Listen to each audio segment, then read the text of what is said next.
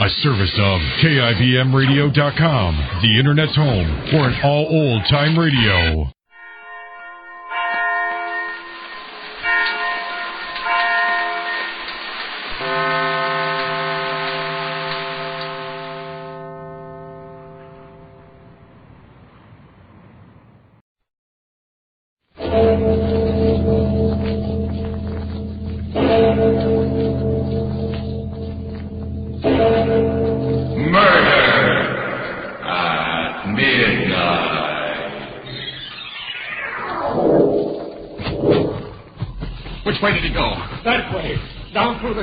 This storm. It's so dark you can't see. Dr. Rudd. There, at the bottom of the terrace. Professor Laborde! Laborde, why Oh, good Lord. What is it? He must have fallen down the steps, broken his neck. He's dead.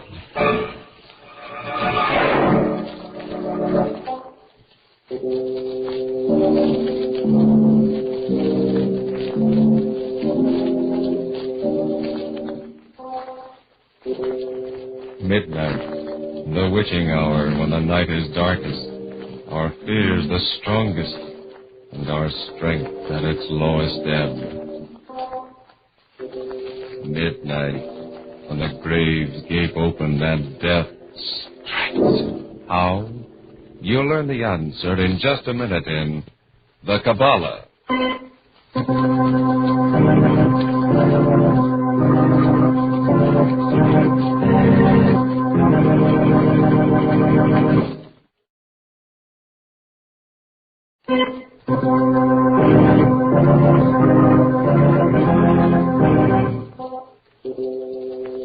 And now, Murder at Midnight.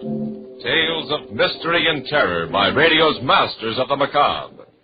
Our story by Robert Newman is The Kabalah.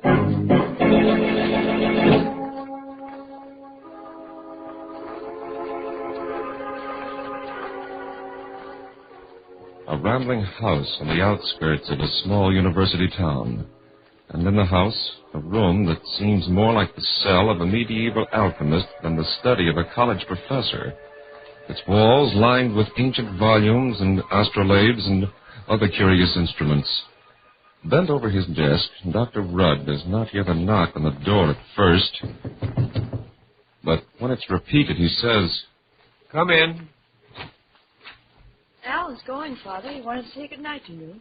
Oh, yes, Alan. Good night. I was terribly sorry to hear about the decision of the Board of Trustees, sir. I mean, they're refusing to give you a grant to go on with your research. Oh, that. Well, it doesn't matter. I've about decided to give up the whole project anyway. Your book? Yes. Father, you're not serious. I thought you were almost finished with it. I am. All but the last chapter. I just can't seem to write that without additional research. And without the last chapter, why, the rest of the book is meaningless. Oh, isn't there anyone you could talk to about it, sir? Anyone who could help you? I doubt it, Alan. I think I know as much about the occult as anyone in the world, except perhaps one man. Who's that, Father? The man I studied under at the University of Paris. And I haven't heard from him in over 10 years. I'm not even sure that he's still alive. Too bad this is the 20th century, not the 12th. How so, Dr. Rudd? Oh, it would have been very simple then. A pentacle, a pair of quartz candles, and I could summon up someone who would make things very easy for me. Yes, right now I really believe I won't sell my soul for the help I need. Father, you mustn't say things like that, even as a joke. Well, you're right, Bob. And no one knows it better than I. Well, good night, Alan. See you in the morning. Right, Dr. Rudd. Good night.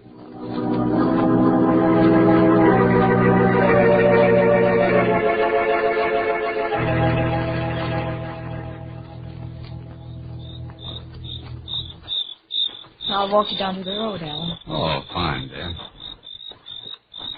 Pretty depressed, isn't he? Father? Yes. Not that I blame him. 4 years' work. The definitive book on occultism, the supernatural. Alan! Yes, I see it, too. Someone or something lying in the road. Come on. An old man, and he's dressed so strangely. He looks like an Arab. Wonder what he's doing around here. Anyway, he seems in a bad way. Here, I'll carry him into the house. You run ahead and tell your father. All right.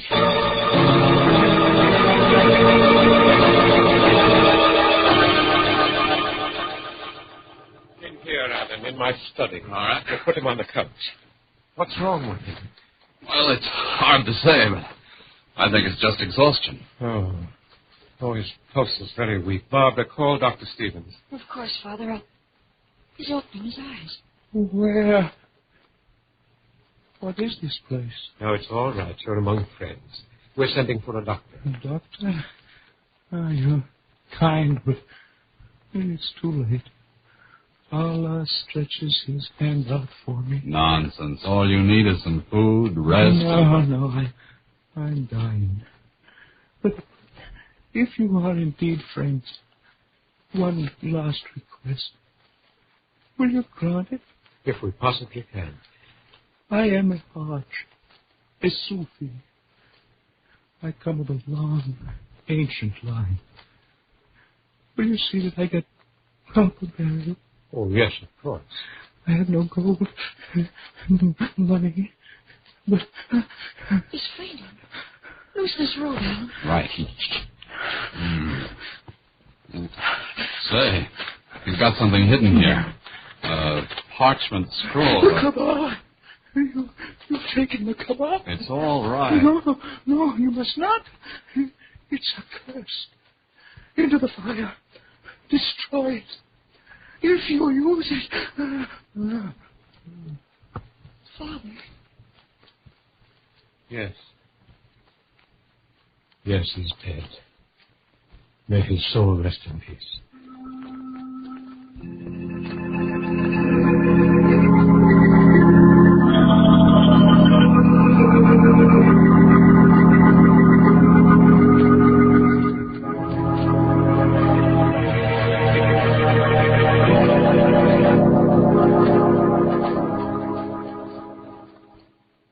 You're very quiet tonight, Dr. Rudd. Thinking about the funeral? Huh? Our Arab friend? Yes, Alan. Partly. And partly about this parchment he had hidden in his room.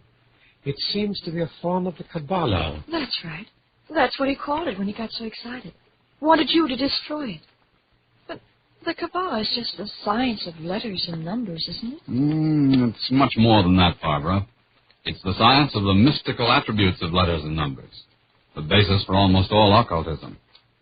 But this system is different from any I ever saw before. Different? How? Well, this particular system tells how a question can be written out, the letters changed into numbers and manipulated. When the numbers are changed back into letters, they will answer the question. Listen, Professor, what do you say we try it? Try it? Sure. Of course, it's a lot of nonsense, but, well, why not? Oh, well, all right. There's paper and pencils on my desk. What are you going to ask, Father? Oh, something simple, something we can check. Me, I'm going to ask something really practical. Okay, Professor, let's go.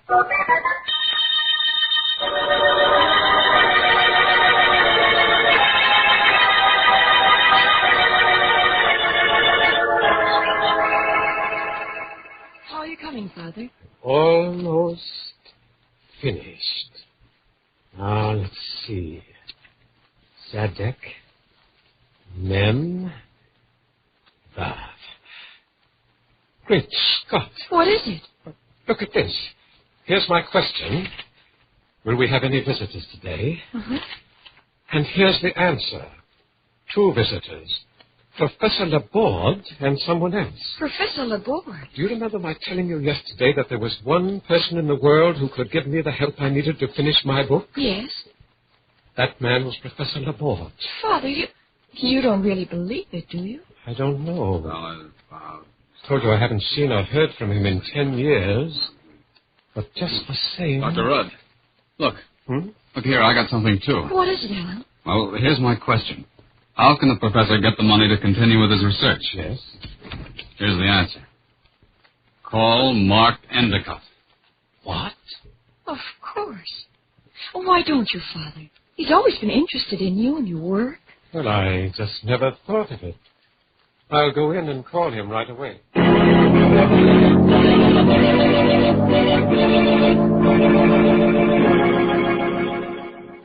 Well, Father, did you get him?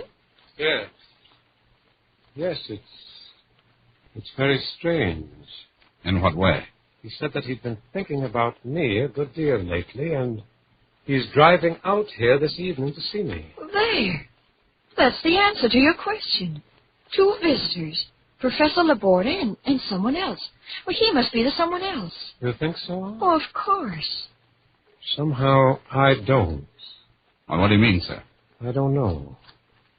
Except that I don't like it.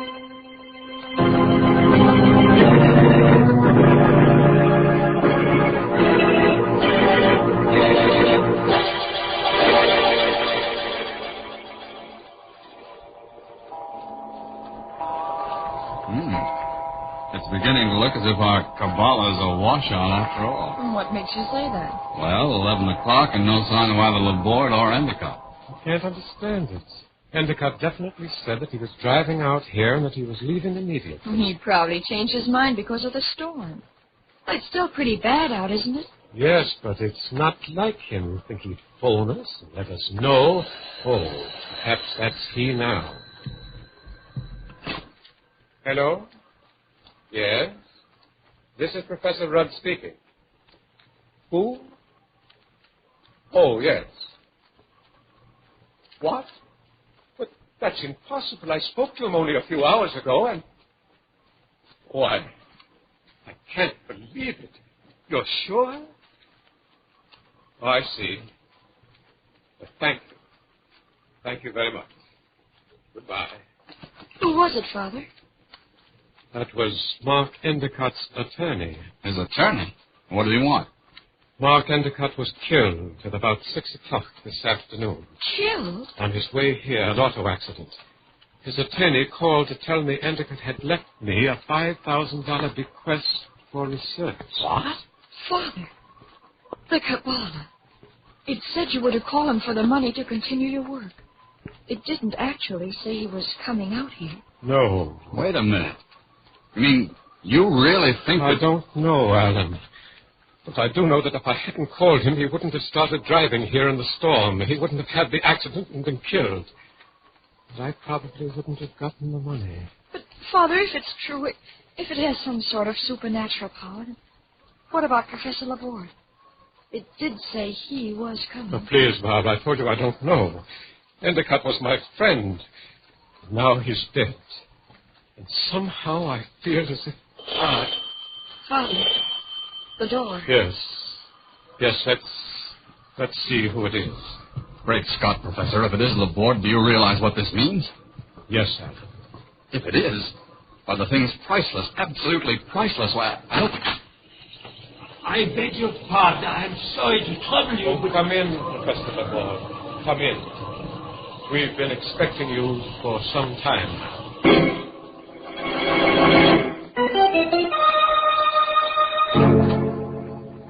An ancient manuscript which can foretell the future. A dead man and a visitor from the dead. As the clock strikes 12 for murder at midnight.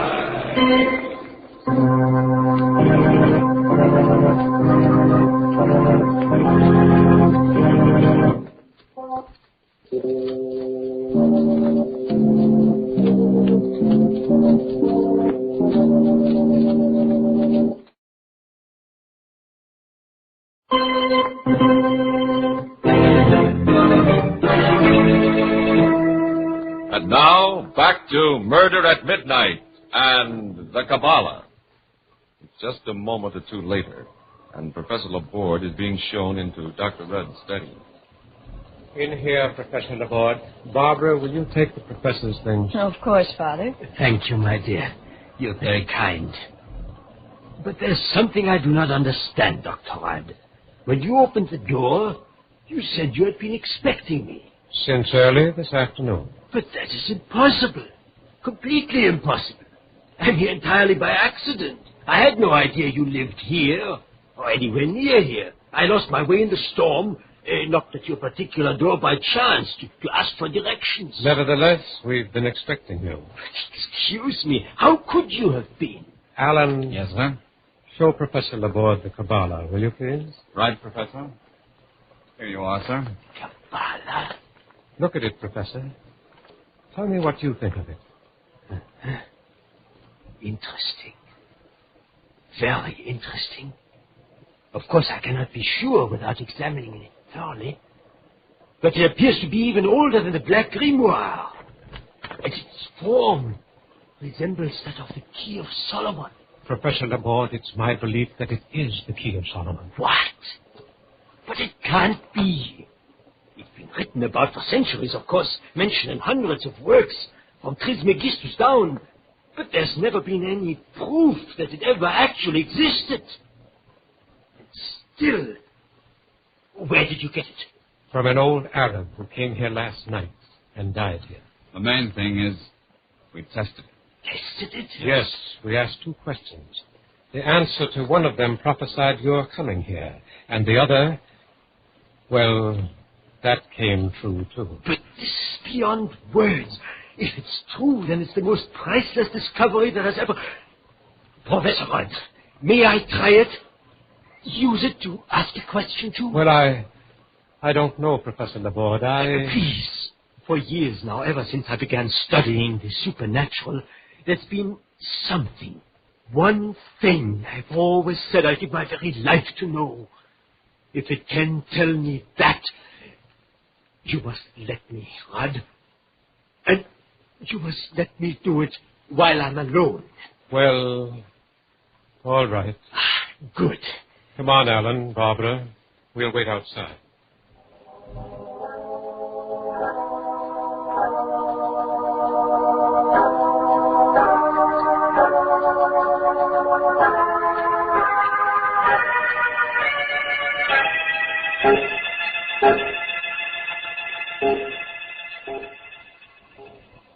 What time is it now, Professor?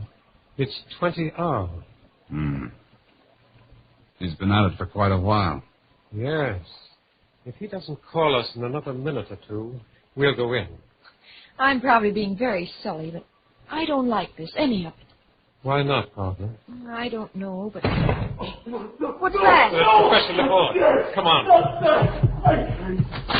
Professor Laborde, what is it? What's happened? What are you doing? He's burning something in the fire. Father, it's his hands. He's holding them in the fire, burning. Great Scott, Professor Laborde, stop. Stop. Have you gone mad? Fire! Only fire can burn my hands clean again. I asked. Now I must pay. Laborde. Let me go. Let go. I am coming.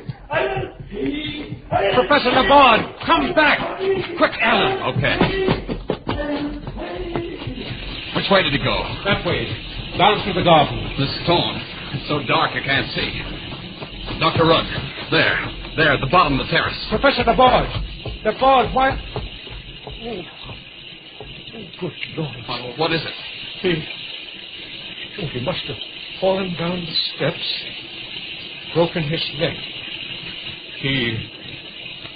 He's dead.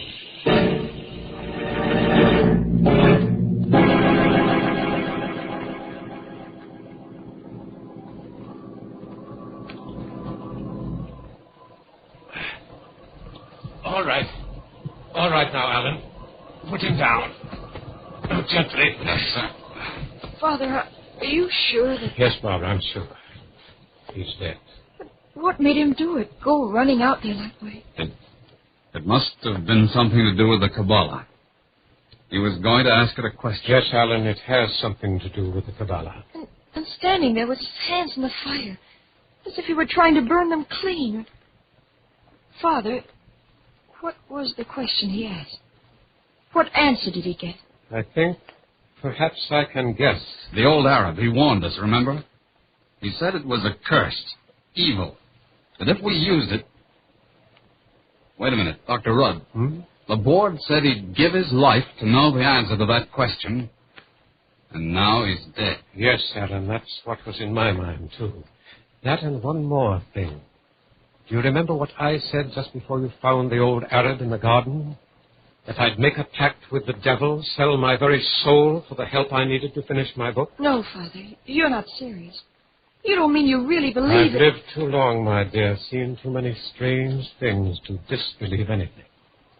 If the Kabalah is everything we think it is, if it is the key to the future, to all knowledge, if it can answer any question we put to it, then there are only two sources from which it can draw its power. One good and one evil. And you think... If God had wished us to be able to foresee the future, we should be able to foresee it. On the other hand, if it's evil, well, there's usually a penalty involved. The board. He said something about paying, too. Who must be paid, and how? There's only one way to find out, through the Kabalah itself. Give it to me, Alan. No, please, no. I'm sorry, Barbara, I must. There's no need for you to stay here, or Alan. No, Father. We'll stay, both of us. Very well. Then, here goes.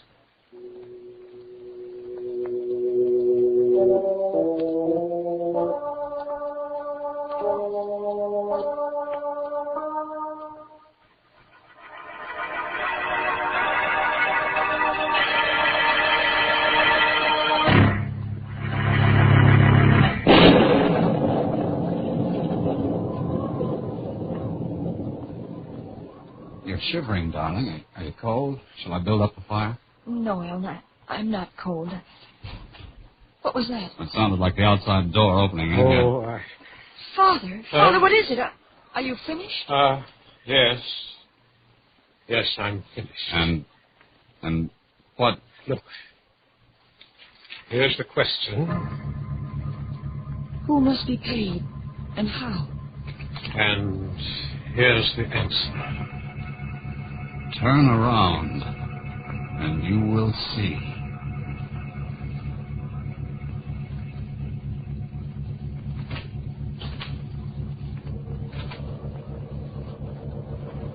Father, the door behind us, it just opened. Yes. I don't dare turn around. You needn't. Right in front of you, there on the wall. Look. Something black. Like a stain, a blot. But it's spreading, moving. Like an octopus. Or like... It's shadow. It's coming toward us. What in heaven's name is it? Whatever it is, whatever happens to us, no one shall ever again be cursed as we've been cursed. The Kabalah, give it to me. Father, what are you doing? What I should have done when I first saw it. Destroy it. Throw it into the fire. It's coming closer. Closer. Professor, isn't there anything we can do? Anything that... Father, look. The parchment burning. There on the wall. The shadow of the andirons. In the shape of the crux ansata. The first cross. Good Lord. The shadow, it's wavering. Drawing back, retreating. I'm going to turn around. See what... No, wait. Wait until... All right. Now. There's nothing there. The board? The board? Dr. LeBoard. Someone just came in. Who's there? Who is that? Oh, excuse me. I'm terribly sorry. I'm looking for someone. An old man with white hair and white beard. His name's... Holy smoke, there he is, Dr. LeBoard. Dr. LeBoard. I can't answer you. He's dead. Dead? Who are you, anyway? Well, an attendant at a private hospital in town. We've been taking care of him ever since he got to this country. Nervous breakdown. He disappeared this afternoon, and he'd been talking about you so much lately that I had a hunch he might have come out here. Talking about me? But he said he had no idea I lived here. Of course he knew. I told you he wasn't right in the head. That was one of the signs. Father, if it's true, if his mind was going, that would explain what he did. Burning his hands, running away like that. You mean the Kabalah didn't have any occult power? What about the money from Endicott? Oh, just a coincidence. And what just happened? That shadow we saw on the wall? Well, it was only a shadow. It could have been just our imagination. Yes, Barbara, it could have been. But somehow, I don't think it was.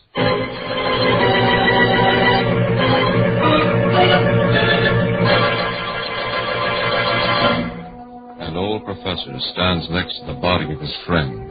staring at the fireplace where the secret of the ages has gone up in smoke as the clock strikes 12 for murder at midnight.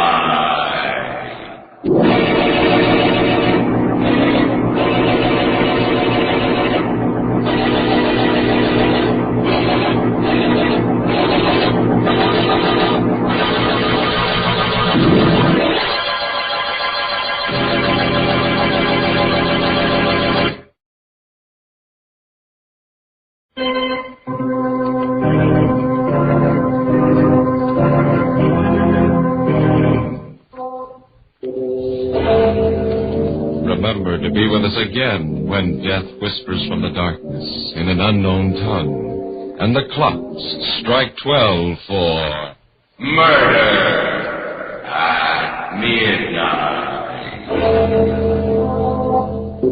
The part of Dr. Rudd was played by James Van Dyke. With music by Bert Berman, Murder at Midnight was directed by Anton M. Leader.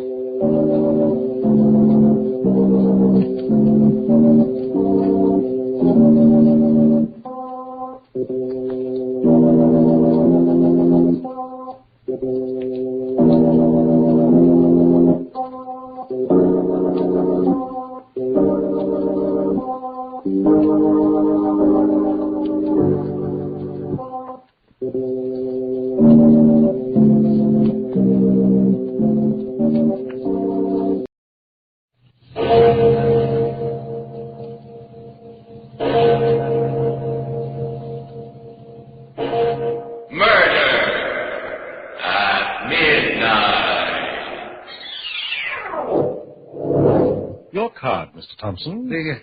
The King of Hearts. Colonel Moore? The 5 of clubs, Mr. President. Count Rizzini? Come, Count, we are waiting. What is your card? Lasso di Spada. I beg your pardon? The Ace of Death.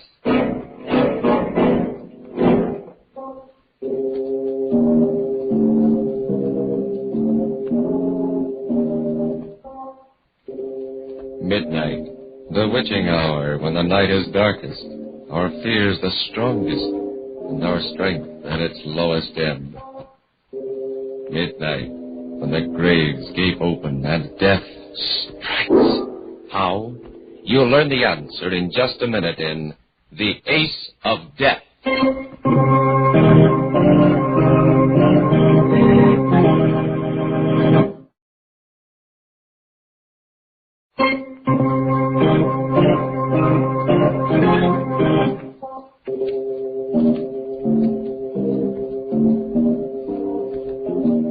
And now, Murder at Midnight, tales of mystery and terror by radio's masters of the macabre. Our story, based on Robert Louis Stevenson's immortal Suicide Club, is by Max Ehrlich. Its title, The Ace of Death.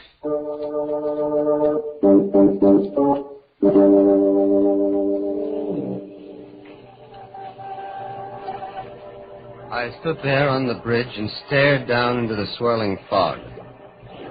It hid the river like a white shroud. I shivered. It'd be cold down there, freezing cold. I would go down, down, deep into the black, watery depths, my ears bursting and my lungs fighting for breath. And then, finally, there would be silence. Silence. And eternal peace. Somewhere a clock began to chime 11. The last hour of a man's life. My life. I, John Evans, ill and broke without family or friends, sick and weary of the constant struggle among earthbound mortals, looked forward to my new future. Death. I put one foot over the bridge rail. My heart pounded. My head throbbed. And then someone came out of the mist and seized me from behind. No, you fool. Don't do it now. Let me go. Let me go while I still got the courage. Hear what I've got to say. Why did you stop me? Why? I wanted to die. I wanted to. I sympathize with you, young man. You see, I, too, am tired of life and seek death. You? You want to die? Yes, but not by drowning. No, my boy. I've made other arrangements. The river is not only a dull way to die, it's positively sordid. The very idea makes me shudder with distaste. Wait, I don't understand. It's very simple, young man.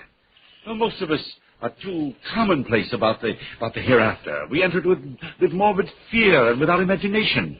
Actually, death can be glorious. Glorious? Yes, a great new change from our ordinary lifetime routine. A journey into an uncharted world. A man should meet death on the wings of adventure. It should be an exciting and delightful experience. Death? Exciting and delightful? Why not?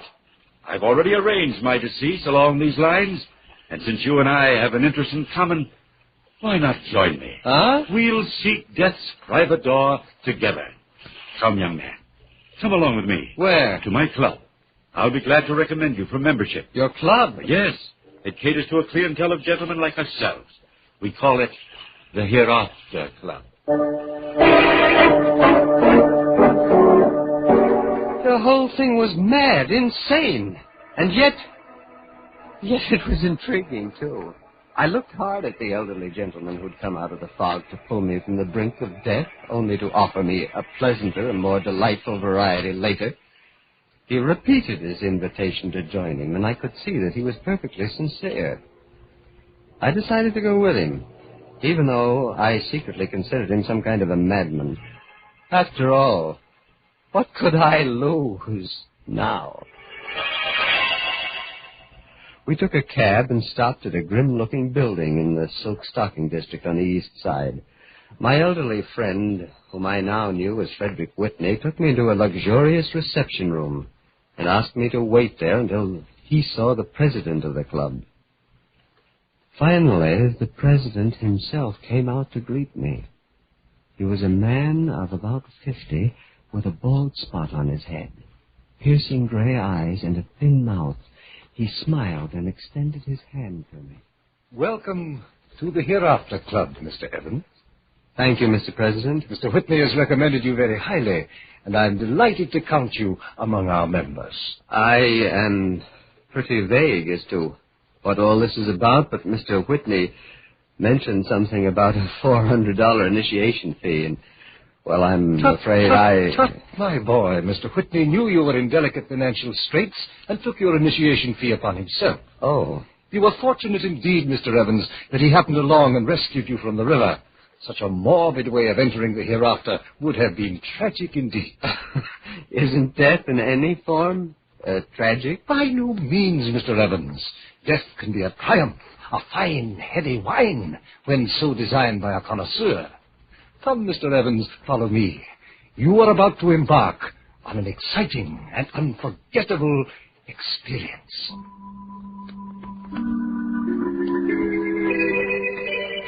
Like a man in a dream, I followed the president into a large room.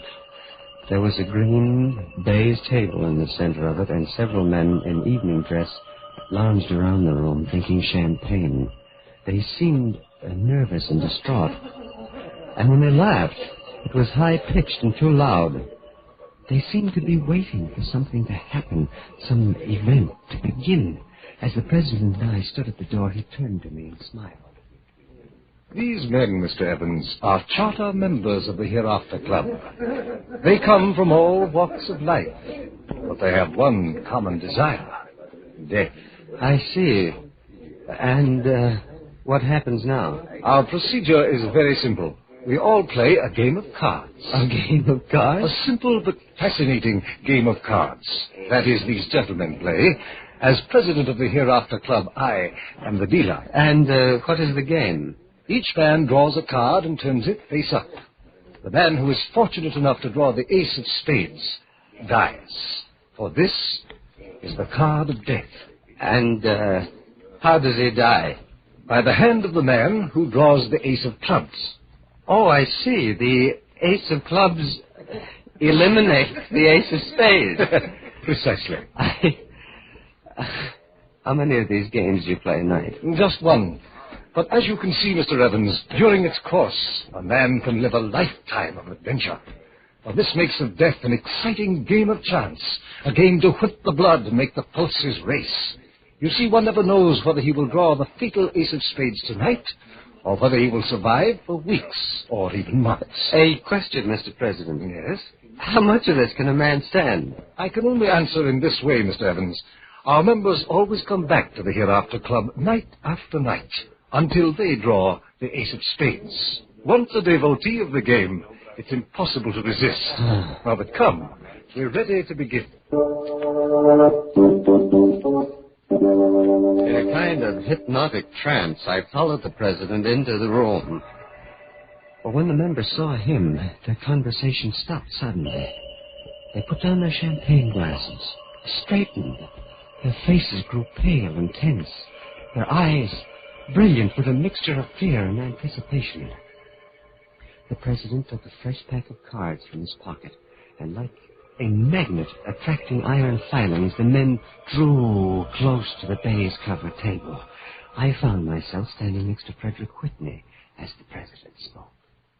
Gentlemen of the Hereafter Club, the game is about to begin. Someone here tonight will draw the ace of spades. Whoever he is, let me assure him that we will arrange his death so that it will appear to be an accident with no breath of scandal and with no unnecessary anguish to his family. We all know that life is only a stage to play the fool upon, as long as the part amuses us. Now we are wearied of our daily performance and have chosen a civilized and exciting way to quit that stage. Gentlemen, ready? It was a fantastic, weird, monstrous experience. The green baize table, the president puffing on his cigar and dealing a card to each man face down, each man his face like a graven image, turning his card up. I could feel the sweat pouring down my forehead. My heart pounded like a hammer, and next to me, Frederick Whitney stood rigid, his eyes shining as the president's voice droned on. Mr. Thompson, your card. They're here. The three of diamonds. Colonel Moore. 6 cards. Mr. Dennison. It's the Jack of Spades. Count Rizzini. The 8 of clubs.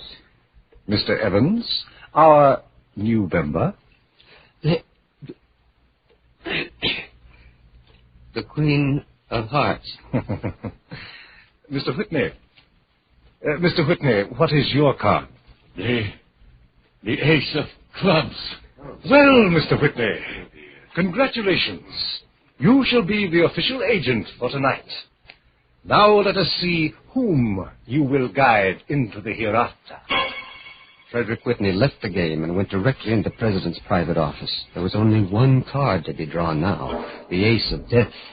The tension was almost unbearable. I felt like running away from that table, screaming at the top of my voice, but I didn't. I only stood there, riveted, staring at those cards, listening to the president's hypnotic voice. Mr. Benedict. The J of spades. Mr. Wallace. 9 of diamonds. Mr. Thompson. The King of Hearts. Colonel Moore, your card. The 5 of clubs. Count Rizzini. Count Rizzini, we are waiting. What is your card? L'Asso di Spada. I beg your pardon? The ace of death. I stumbled from that horrible place into the cold night air. I went directly to my room, shaken to the core at what I had seen. In the cold, gray light of the morning, it took on the aspect of a bad dream, a macabre nightmare. I resolved to shrug it off, forget the whole thing. But when I bought a newspaper, the headline struck me like the blow of a hammer. Quickly, my heart beating wildly, I read the lead paragraph. Count Pietro Rizzini, prominent Italian nobleman, was hit and instantly killed at midnight when he stepped off the curb into the path of a speeding taxicab. The Count, who had recently lost his fortune, was with a friend, Mr. Frederick Whitney, when the unfortunate accident occurred. And so, in the darkness of the night, a man who has played a grim game and lost goes to his death as the clock strikes 12 for murder at midnight.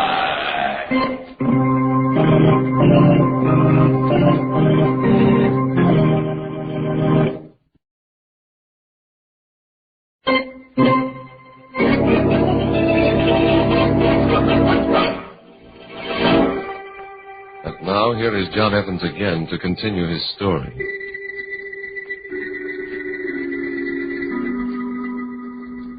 Yes, the Hereafter Club was really a murder club. A racket conceived and created by the polished gentleman who called himself the president. He made a game of death and grew rich on it.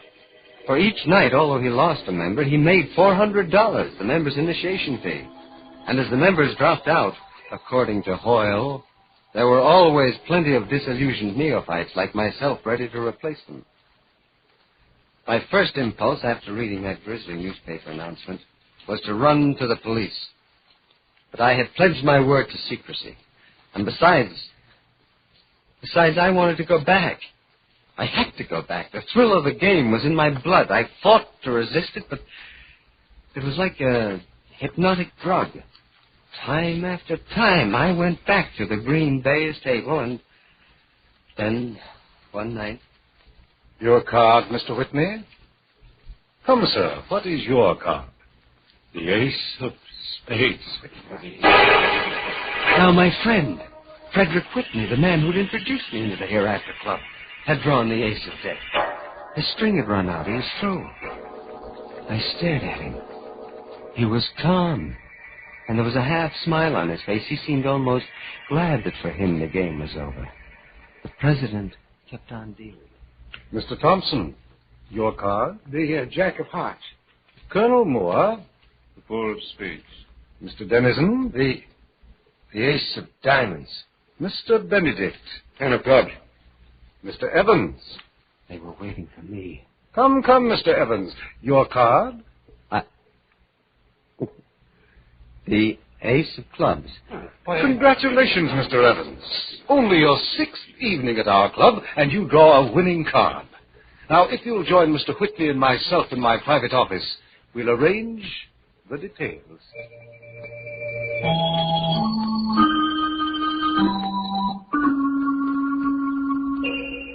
The instructions were simple. I was to drive Mr. Whitney into the garage of his home, leave him in the car with the motor running. That was all. And so without a word, I got behind the wheel and drove my elderly benefactor to the appointed place. We looked at each other there in the garage, and then he said, John, if anyone had to draw the ace of clubs, I'm glad it was you. No, Mr. Whitney, look here. I don't want to kill you. You know I don't. Let's end this farce. Let's go to the police and end this monstrous thing. No, John. You forget I'm a murderer. I have already killed. I'd rather die the carbon monoxide gas in this comparatively painless way than in the electric chair. But the police will never know that you were responsible for Rizzini's death. If we expose the Hereafter Club, the president would be sure to tell them. There must be a way somehow. No, my boy. I have chosen death. My time has come. In a way, I'm glad. Everything is resolved. There is no more waiting for the fatal card. It's over now. Go, my boy. Leave the garage. Slam the door. No, Mr. Whitney. For God's sake, turn off the motor before... Go, John, before it's too late. Hurry. Don't worry about me. I have sought death for weeks. Now I welcome it. Meet it gladly. I staggered to the garage door, went out, and slammed it shut. I heard the motor still going. 5 minutes. 10 minutes. I knew that it was the end now for Frederick Whitney. I looked at my luminescent watch. It was just midnight.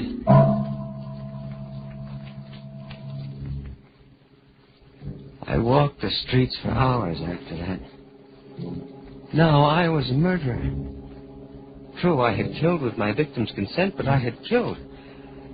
Now, as the dawn came, I began to shake with a cold rage against the connoisseur of death who called himself the president. Men killed. Men died, and he profited without risk. He always dealt the game and never participated. He was a prince of ruin. And unfortunate men like myself could not resist what he had to offer. And so, like a smiling Satan in formal clothes, exerting a demoniac spell upon the fools who played his game, he watched them destroy each other. That night I went to the Hereafter Club, and just before the game confronted him. Ah, good evening, Mr. Evans. I see you are back again tonight. Yes, Mr. President, I'm back again. And I want to congratulate you. Indeed. On what? On your financial vision in starting this club. By simple mathematics, it nets you a handsome profit. We play 5 evenings a week, and each evening you make $400. That, Mr. President, adds up to $2,000 a week. Yes, it's a tidy sum, Mr. Evans, to be sure. But to tell you the truth, tonight we play our last game. Our last game? Yes, to be frank with you, Mr. Evans, the sport of the game is beginning to pall on me. I've decided to retire to the country and pursue the delights of horticulture. Flowers are my hobby, you know. Oh, I see. Even you can tire of sending men to their deaths. And just what do you mean by that, Mr. Evans? I mean that you are a coward, Mr. President. You have created a monstrous game, and yet you haven't the courage to play it yourself. You question my courage, then, Mr. Evans? I do, and I question your honor, too. It seems to me that if you profit by your clients, you should take the same risk they do. You are a very impertinent young man, but I cannot let your accusations go without rebuttal. Indeed, it might be an interesting experience to play this last game myself. A kind of fitting climax to a successful career. Of course, Mr. Evans, I'll demand a handsome apology when it's over. You don't mean that you are actually going to take a chance? Yes, why not? I've often been intrigued by the excitement of my clients. Now, I might as well savor that excitement myself before I close the Hereafter Club. The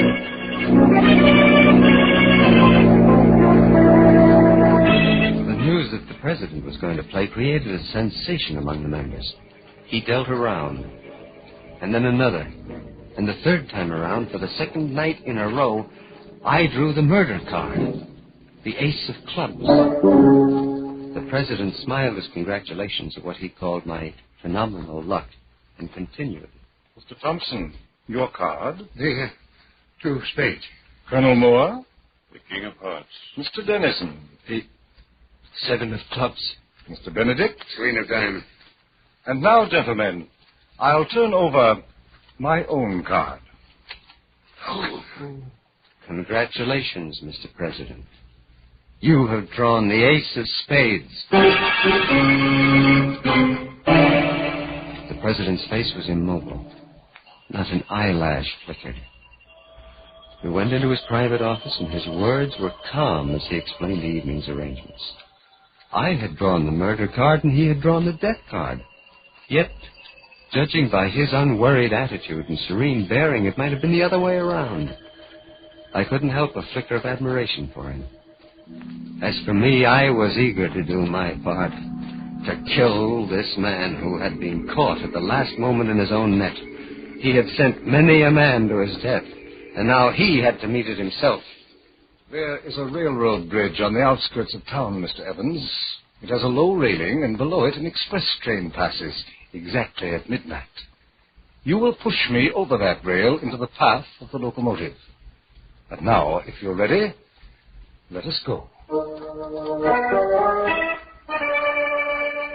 We didn't speak on the trip out to the bridge. It was a cold night. We stood there, shivering and waiting. Finally, in the distance,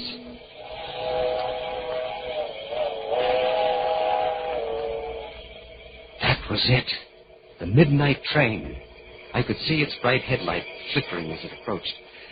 Then the president spoke. Mr. Evans, of course we are not going through with this. Of course we are, Mr. President. Look here, my dear boy. As you know, the Hereafter Club is disbanded. Unlike my clients, I have no desire to die. There's no point in doing so. Well, you are going to die, Mr. President, just as you have sent others. I'll see to it myself. Be reasonable, Mr. Evans. I have everything to live for. And so can you have. Now then, I'm a very wealthy man, and I'm quite sure you could use, say, $10,000. Get close to that rail, Mr. President. I suggest you listen to reason, Mr. Evans. The others died without a whimper. You sent them into the hereafter, and now you're going yourself as you deserve. You're a very stubborn young man, Mr. Evans. No, drop that gun. Don't. Try to kill me with it. Well, you got me in the arm, that's all. And now, well, you're going over that rail. Don't. I'll give you anything. Anything over you.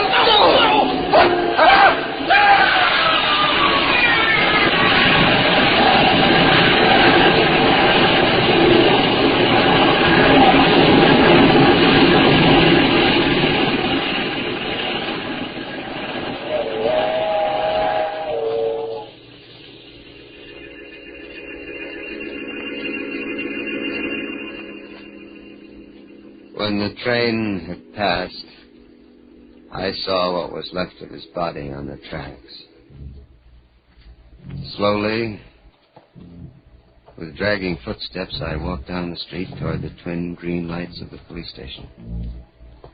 Now, like the others, I'm ready for the end. The doors of the police station open and close on the man who trumped the ace of death. The man who now seeks his own dark destiny as the clocks strike 12 for murder at midnight.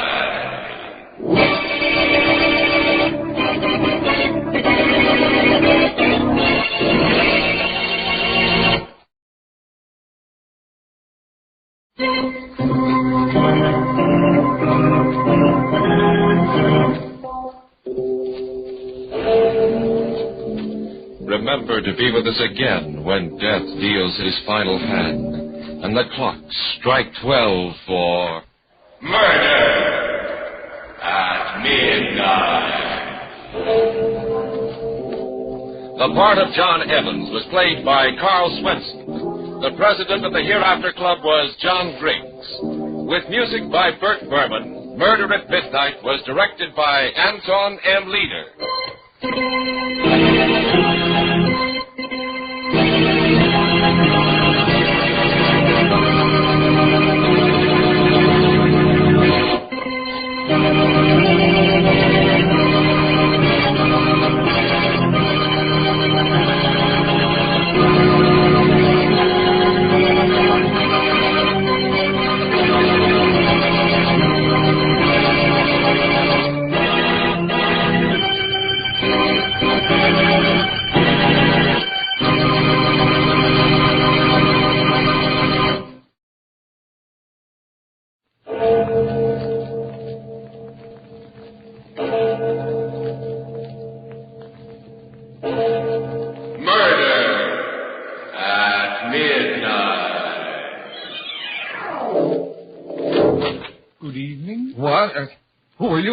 I beg your pardon? I said, who are you? What are you doing here? My name is Gabriel. I am butler to the Holloways. Gabriel? But you can't be. Well, you're dead.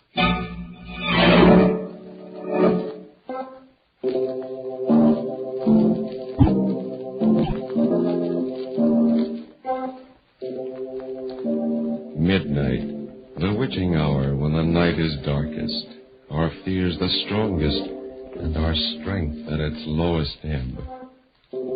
Midnight, when the graves gape open and death strikes. How? You'll learn the answer in just a minute in The House That Time Forgot.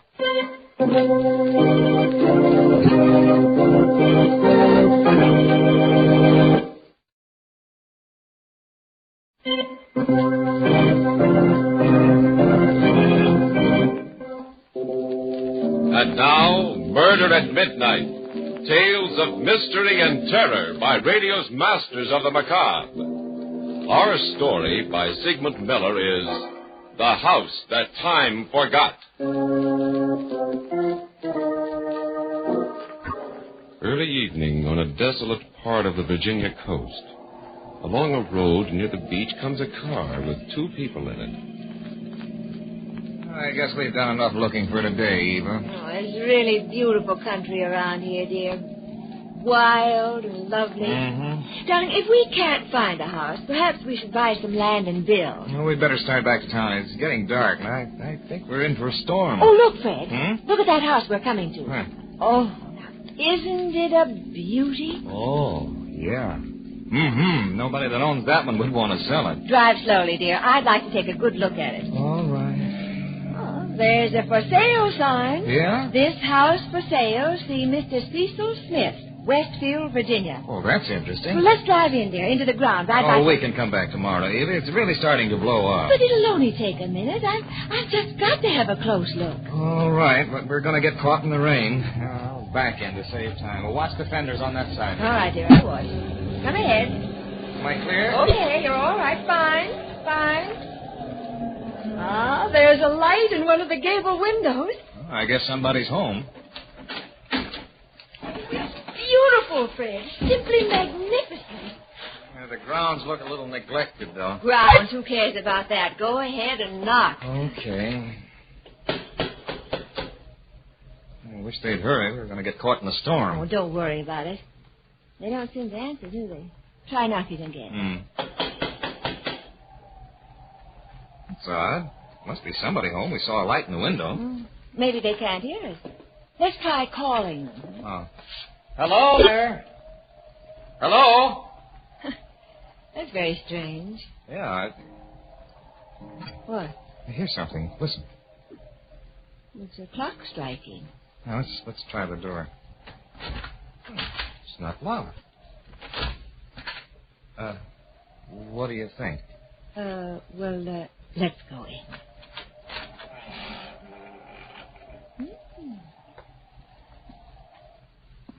It's a big place, but lovely. Wait a minute.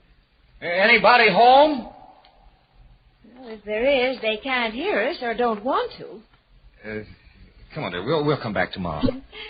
Place needs fixing up, but it's worth fixing. Shall we take it? Well, I don't know, Eva. We'll talk to the agent in Westfield, and then, well, we'll see.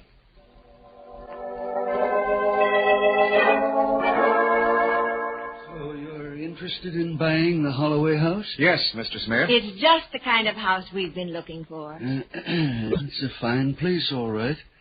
Even got a private inlet to moor a large-sized boat. It's got everything except... Except what, sir? Well, it's only fair that I tell you all its defects. What defects, Mr. Smith? Well, you see, Mrs. Jordan, it's kind of hard to put your finger on it. There's something very queer about the house. Huh? Oh. You mean it's haunted? Well, I don't know exactly, Mr. Jordan. No one has seen a ghost there yet. Well, we don't mind ghosts, do we, Fred? No, we don't believe in them. Well, I didn't say it was haunted, but, well, people say that the house is alive, that it has a life and a will of its own. A life? Well, I don't know what you mean. Well, I've had 4 caretakers in the Holloway house since I took possession of it, and none of them stayed more than a few days. Well, why did they quit? I don't know. They didn't see any ghosts or apparitions, but they all felt the same way, that the house was alive. Every one of them. Oh, well, there must have been something that scared them away. Well, I'd better tell you the whole story. Yes, we'd like to hear it. Please do. Now, the house originally belonged to Richard Holloway. Hmm?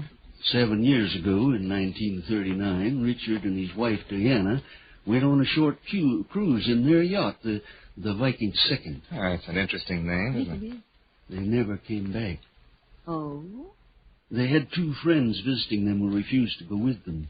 The strangest part about it is that these friends warned them that they'd never return alive from the cruise. The Holloways laughed at them. Oh, well, how did they know, these friends, that the Holloways wouldn't come back? I don't know. Nobody knows. Well, did you talk to these friends? No, I never saw them. I only know about it through John Gabriel. He was the Holloway's butler. Oh. Been dead for 2 years now. As a matter of fact, even Gabriel didn't know these friends. He'd never seen them before. It's a mystery that I've thought about for years. I'm afraid it's going to be a mystery forever. Very interesting, but we'd still like to buy the house. Mr. Smith, There was a light shining in one of the windows when we were there yesterday, and we also heard a clock chiming. That's funny. No one's been inside that house in over a year. Oh? Eva, perhaps we ought to think this over. Oh, huh? nonsense, darling. You're not going to let some old wives' tale bother you, are you? No. But how could a clock still be going if no one's been in that house for a year? Well, there's a light buoy not far from the house. You might have mistaken it for the clock. Now, you see, everything has a logical explanation. Yeah, what about the light in the window? Well, it was probably a reflection from the sun or something. We'd like to take the house, Mr. Smith. Well, if you wanted, I'd be glad to sell it to you. I just thought it fair to tell you all about it, so if anything happens, you can't blame me.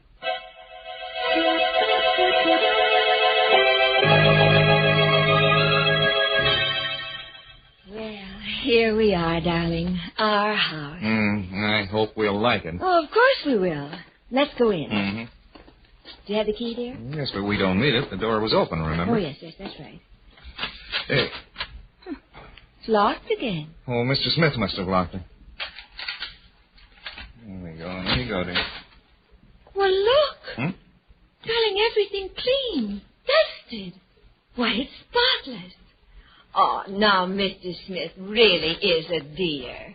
Hey, it looks lived in, doesn't it? I told you we'd like it. I suppose. You also put flowers around. Yes, it does smell of flowers, roses. But let's look around. Bright-looking kitchen, isn't it, Fred? Yeah. And this wonderful big refrigerator. And it's full of food. No. Fresh food. Yeah. Oh, that Mr. Smith, why, he thought of everything. Oh, the bedroom is even bigger than I thought. Look at the beds. What? Someone has slept in them. That man Mr. Smith sent to clean the house must have slept in it. Yes, and he apparently slept in both beds.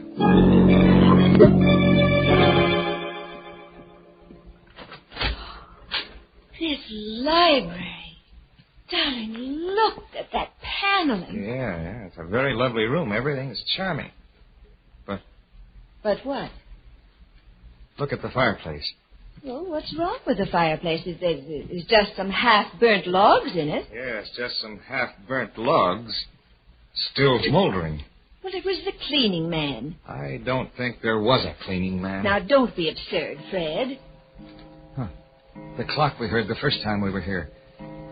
Eva, I just can't shake off the feeling that someone is still living here. You're being ridiculous. Well, maybe I am, but I feel like an intruder. Darling, it's that story Mr. Smith told us about the Holloways and their mysterious friends. It's got you all keyed up. Yeah, well, I'm going to call Mr. Smith and find out about that cleaning man you think he sent here. Operator. Oh, operator, give me Westfield 403. You're really being a pusspot, Fred. Yeah, we'll see. I'll tell you. Oh, hello, Mr. Smith? Yes? This is Fred Jordan. Oh, hello, Mr. Jordan. How's everything up at Holloway? Oh, everything seems fine. Thanks for having the house cleaned up. Cleaned up? I don't understand you. Didn't you send a cleaning man to straighten up the house? No, Mr. Jordan. The house was sold as is. I never sent anyone over. Might interest you to know we found the house in a spotless condition, cleaned and ready for occupancy. Oh. Thank you, Mr. Smith. I'll be in touch with you later.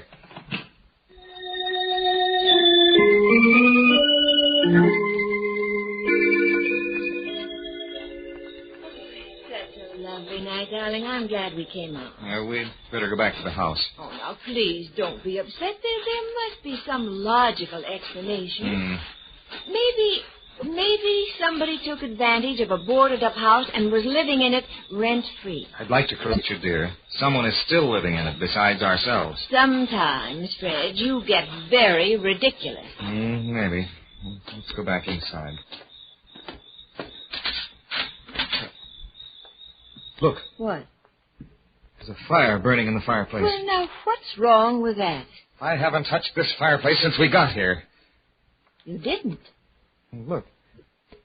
The table is set for tea. Did you do this? No, I didn't. Ooh, the teapot is hot. Somebody must be here, hiding. If they are, I'll find them. Come on.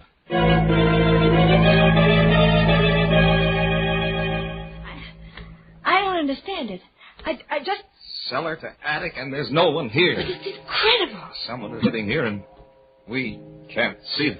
It doesn't make sense. There's somebody here right now. Right in this room.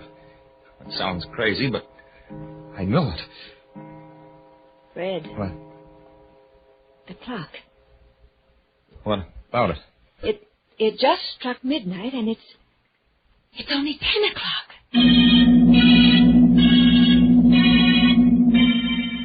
A house that is deserted, except for invisible tenants, and a clock that is running backwards. Has it just struck 12 for... Murder at midnight.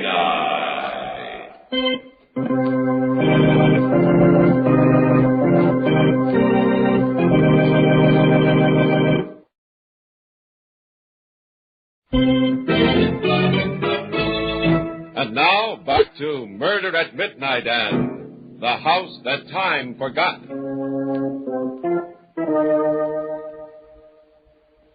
Fred.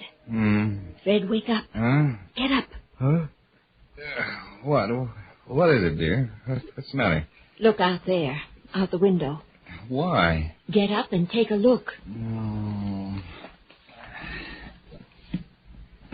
That what? That boat out there in the inlet? It must have put in while we were sleepy. Can't you read the name, dear? Huh? It's the Viking Second. The Viking Second? Yes. Wasn't that the Holloway's yacht? The one that never came back?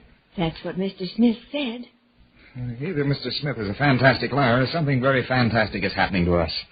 Perhaps the Holloways have finally come back. After 7 years? It doesn't make sense, none of it. Yeah, that's putting it mildly. Darling, we ought to take a close look at the boat. You don't sound very enthusiastic about it, but yes, I suppose we ought to. Whoever's on it might be able to tell us something.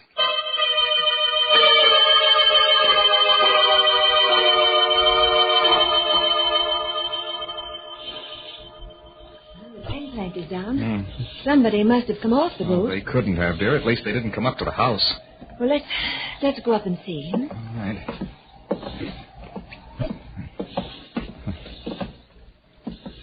There's no one on deck. Anyone here? No answer. Maybe they're down below. They must be. I'd rather not go down there. Oh, we've got to find out. Let's both go down together. All right, you keep right behind me. Oh, don't worry, dear. I will.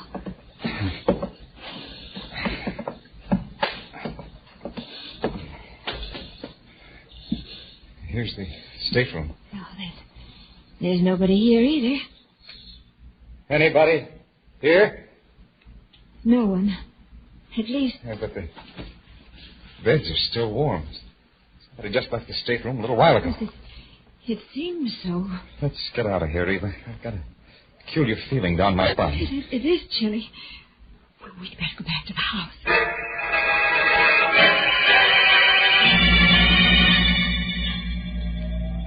The lights are on in the living room. Did you put them on?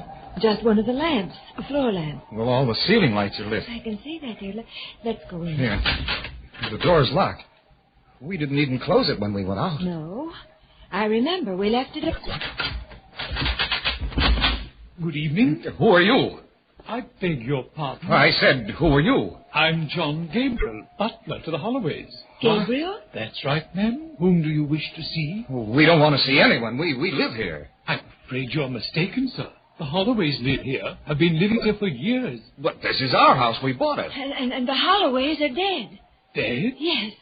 I'm afraid someone has misinformed you. Well, this is like a nightmare. Look here, Gabriel, or whoever you really are.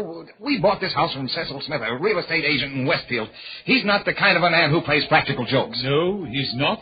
He's a very sober man indeed. He told us you were dead, too. As you can see, madam, I'm very much alive. Oh, this is crazy. We'd better talk to the people who call themselves the Holloways. Perhaps you should. They'll be in any minute. Please come in, won't you?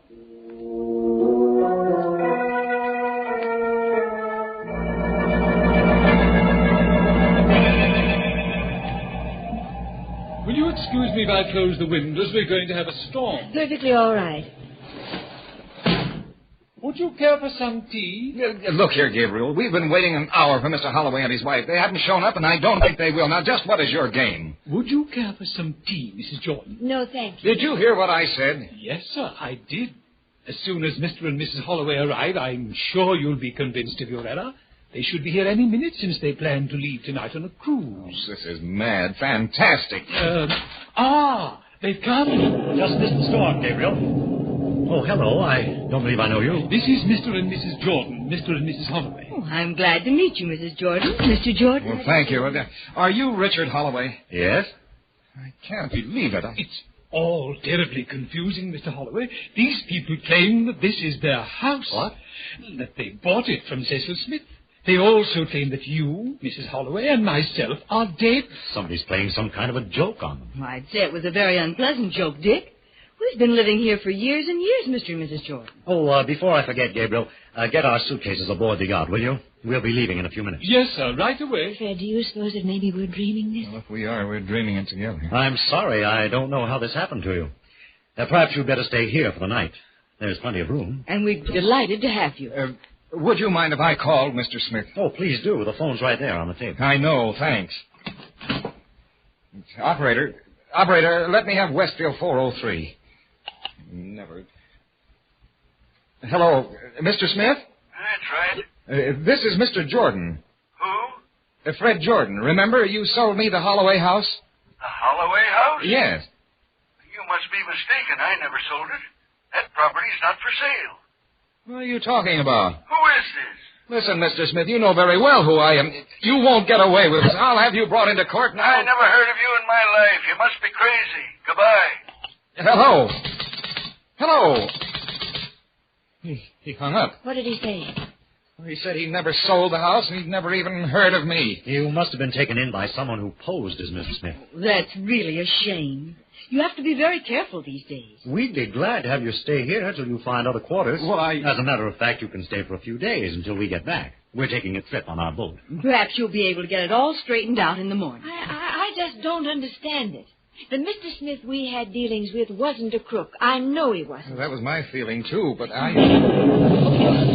You're not going out to sea in this kind of weather. Oh, we don't mind a little rain. My husband's a very good sailor, Mrs. Jordan. He can handle the Viking second in any kind of weather. It sounds like a gale coming up. No, we like them. Exciting. Well, it's dangerous to set out in this weather. It's very dangerous. Oh, now, don't worry about us. We don't drown easily. Oh, darling, we'd better get started. Oh, yes. I'm all set. Are the suitcases aboard? Yes, Gabriel took them. Something's wrong with your grandfather clock. It only struck 8 times. Yes, it's correct. Now, my watch says 8 o'clock, too. Well, how can that be? It's after midnight. You really are mixed up, Mr. Jordan. It's only 8 o'clock. Well, my watch says 1:30. Well, so does mine. I'm afraid ours is right, Mrs. Jordan. It's very old, but very accurate. Of course, there's a legend about it. The story is that it will sometimes go backwards in time. Has that ever happened? No, it's only a story. It's never gone anything but forward, like any other clock. But it's a nice story, isn't it? Yes, delightful. Might even be true. Mrs. Holloway. Yes? What is today's date? What? I believe it's September 10th. What year? 1939, of course. 1939? Yes, of course, Fred. Mrs. Holloway, I'd like to ask you and Mr. Holloway something. Yes? Please, don't go out on this trip you're planning. Why not? Because if you do, I don't think you'll ever come back. What a terrible thing to say. Please, Mrs. Holloway, please. I don't know what's wrong with you two. You came in here with a strange story about owning my house, and now you tell us we're never going to come back. She's right. You won't come back. You'll pardon me for saying so, Mr. Jordan, but I think you're both crazy. I don't care what you think, but please don't go. Why, Mrs. Jordan? I have a hunch about it. We don't believe in hunches. Oh, it's more than a hunch, Mr. Holloway. I know you're not coming back. If you'll excuse us, I think we'd better get started. Come along, darling. I'm ready. I've put everything on board. Is there anything else, sir? Yes, just take care of our guests, so that they're comfortable. Goodbye, Gabriel. Goodbye. A pleasant voyage. Make yourself at home, and we'll be back, despite your hunches. Oh, you must go, please.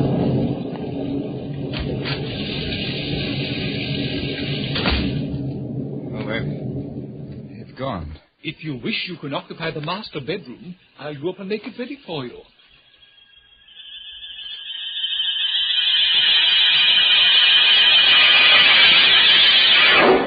Was there anything else you wished, Mr. Jordan? Ma'am? No, Gabriel. Just go to bed. We'll sit here for a while. It's rather late, sir. Nearly midnight. By your clock, Gabriel, but it seems to have stopped. So it has. It needs rewinding.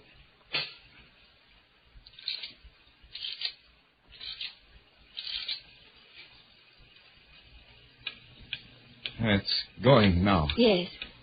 Seems to be ticking rather fast. Something's wrong. It never did that before. Fred!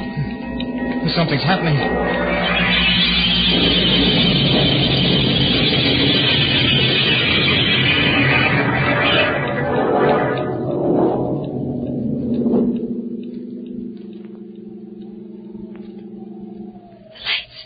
Switch them on, Fred. As soon as I find the switch. What happened? I don't know.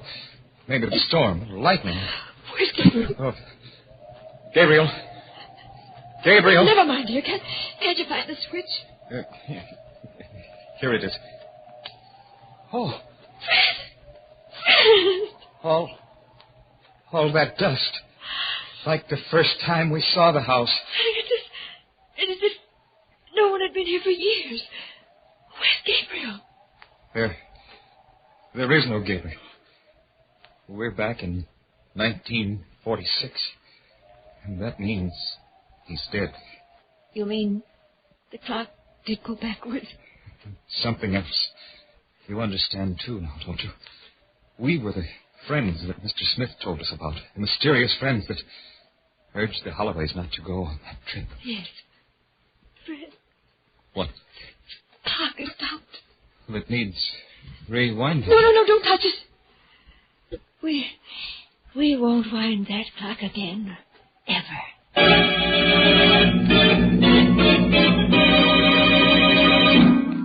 A house without tenants, except for the dead, and a clock that runs backward in time. If it was your clock, would you wind it? Or are you afraid it would keep you up nights while you waited for it to strike 12 for... Murder at midnight.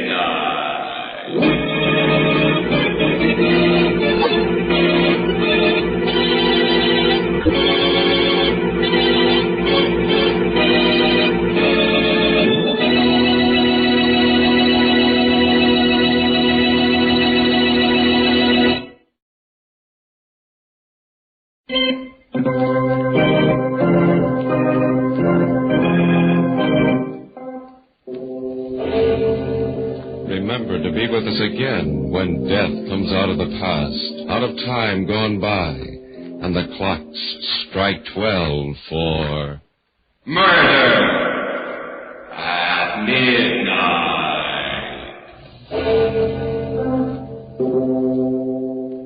The Jordans, husband and wife, were played by Vinton Hayworth and Elsie Hitz. With music by Bert Berman, Murder at Midnight was directed by Anton M. Leader.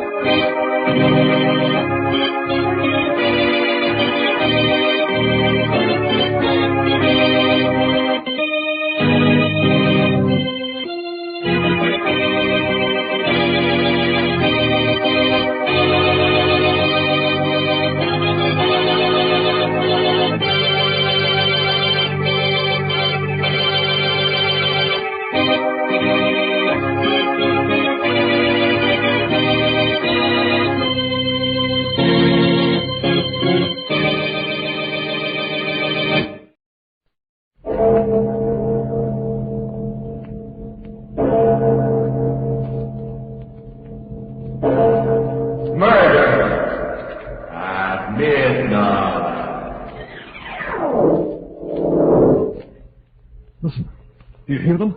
Do you hear the bells? Bells? I don't hear any bells, mister. Well, I tell you, they're ringing. Look, mister, the heat's got you. Oh, you're in the middle of the desert right now. There ain't any bells within 100 miles of here. But there must be. There has to be. Murderer? No! No! No!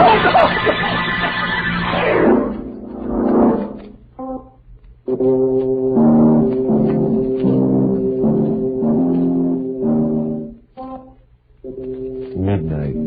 the witching hour when the night is darkest, our fear the strongest, and our strength at its lowest ebb. Midnight, when the graves gape open and death strikes. How? You'll learn the answer in just a minute in Death Tolls a Requiem.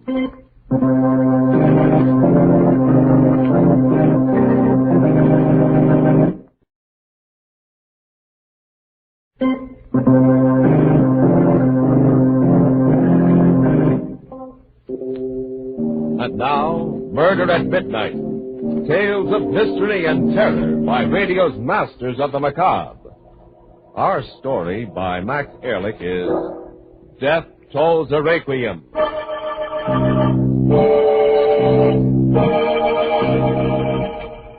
came into the room and quietly closed the door behind me. It was a room ready, waiting for death. The curtains were drawn, blotting out the bright afternoon sunlight. The air was hot and stifling, the silence oppressive and unearthly. I stared down at the face of the old man in the bed. The old man I hated.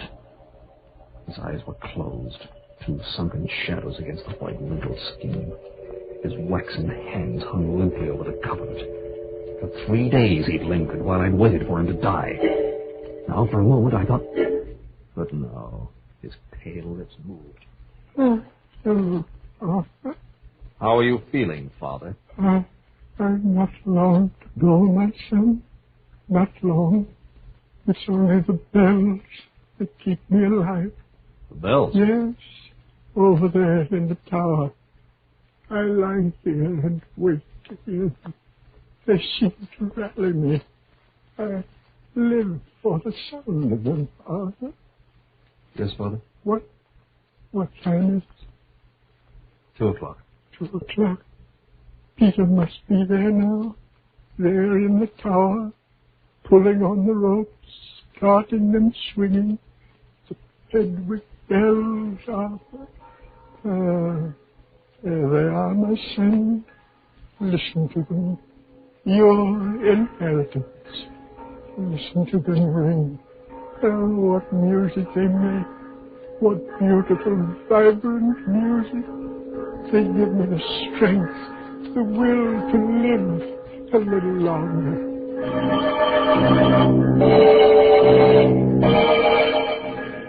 How I hated him, this sentimental old fool, my father. He'd spent $500,000 to bring those bells over from Pedwick, England, the place of his birth. And with them he'd brought the bell tower, brick by brick, and the English bell ringer, Peter Griggs. $500,000, my inheritance, hung in that bell tower. There was no money left, nothing. My father had lost everything, left me nothing. Nothing but those accursed bells. Ding dong, ding dong. They seemed to mock me, taunt me, jeer at me. I hated the very sound of them. But the old fool in the bed babbled on. Oh, my son, those bells bring back the past to me. When I was a boy in Pedwick, I heard them toll out the hour, every hour. I married your mother to the sound of those blessed bells. And I buried her to the sound of them. Stop raving about those bells. Stop it! There's evil in your face. Evil. You cheated me out of my inheritance, left me penniless. You cheated me, do you hear? No. Listen to the bells. Yes, they know. Can't you hear them jeering at me, mocking at me? You're penniless, they're saying. Penniless. Penniless. Die, you old fool. Die. Die. Die. Die. You bought those bells, now let them ring your requiem.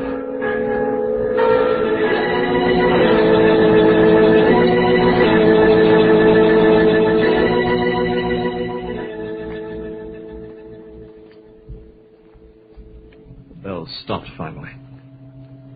My father lay there, dead. I turned from his white, still face and half walked, half stumbled toward the bell tower, across the grounds of our estate. Something stronger than myself drew me to it. I entered the tower and stared up into the gloomy belfry.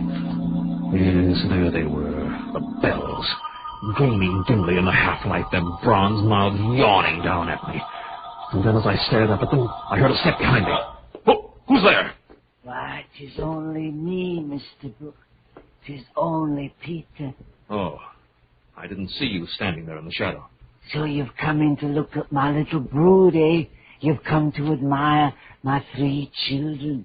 Yes. Ah, Mr. Brooke, in all the world there are no finer bells than my wee babies. 'Twas none other than Christopher Hodson himself who cast them in the 17th century. Aye, the master himself. My father rung them, and his father before him, and his father before him. And these are the bells my father paid $500,000 for. Aye, and he got 'em cheap, sir. These are historic bells, known to all of England. And the folk of old Pedwick parted with them hard. They gave 'em as a gift, you might say. Your father gave the town an orphan asylum and a hospital. And now he has the bells. And now they'll hang up there forever. Aye, and 'tis well, for they're in good hands. Your father is of old Pedwick, sir, and like me, he loves the bells and knows what they say when they talk. Peter, my father will never hear the bells again. Eh, what do you mean by that, sir? He died 15 minutes ago. Huh? Oh, Mr. Brooke, dead? Yes. Oh. Dust we are, and to dust we shall return. So 'tis written, and so shall it be. Oh, he was a fine man, sir. Thank you, Peter. Both me and my children up there. We'll miss him. Aye, we'll miss him sore. Oh, little Davy, Big George. Oh, my beautiful Betty, my pretty hussy. You hear? The master is dead. You call the bells by names? You talk to them? I like a father to his children, and they talk to me. They talk to you. The bells talk to you. Why and why not? They have tongues, and they have hearts and souls. Come, my babies. The good master is dead. Come, little Davy. Cry the sad tidings. Come, Big George, awake. Cry, my father. Weep, my winsome Betty. Weep, girl. Weep, little. The master is dead. Sing! Sing a sad song, my lady one of the blessed one. Higher! And higher! Weep, my baby. Pour out your tears. Cry out to the countryside. The master is dead! I watched him, fascinated, as he pulled one rope, then another, and worked another bell by means of his foot thrust through a loop in a third rope. The bells rang and clanged, throbbed and echoed, beat against my brain in jangling tones and overtones. I looked up at them as they swayed, and their mouths seemed to accuse me of my father's death. I couldn't stand it. I couldn't stand it any longer. I turned and ran from the bell tower.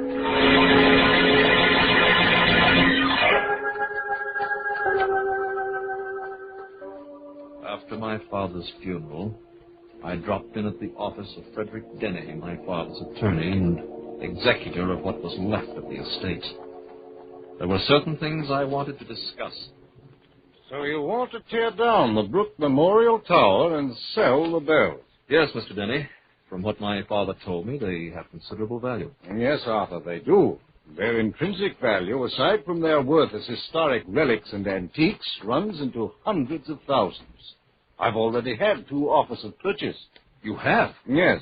One from a university, one from a museum. Good. However, the bells are not for sale. What? Mr. Denny, you know the condition of the estate. Why, I'm penniless. Dad left me nothing. Nothing. Unless I can realize something from the bells. I'm sorry, Arthur, but the terms of your father's will are quite specific. Then I'll break the will. I'm my father's rightful heir, and whatever I can sell those bells for belongs to me. I'm sorry, my boy. I drew up this will myself, and I can assure you it's airtight. There was nothing I could do. Nothing. I was beaten, and I knew it. And day after day, night after night, every hour on the hour, I heard those blasted bells. Ding-dong, ding-dong. They mocked me, taunted me, jeered at me, laughed at me.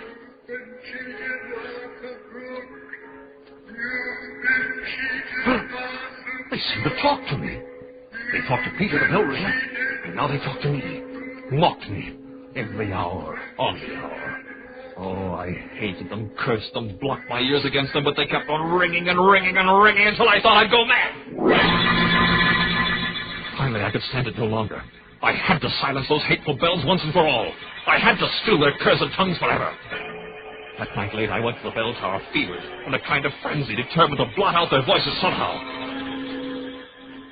I entered the bell tower. Peter was there, ringing the bells. Peter! Mr. Brooks! Stop ringing those bells! Stop it, I say! Huh? Stop the bells? Yes, now! Now, do you hear? No, I will not. There's evil in your face. You don't like the bells like your father. You hate my little children. You mean them harm. I told you to stop those bells. I'll make you stop. Mr. Brooks, what are you doing? No. You joking me. Never ring those cursed bells again. I can't believe that.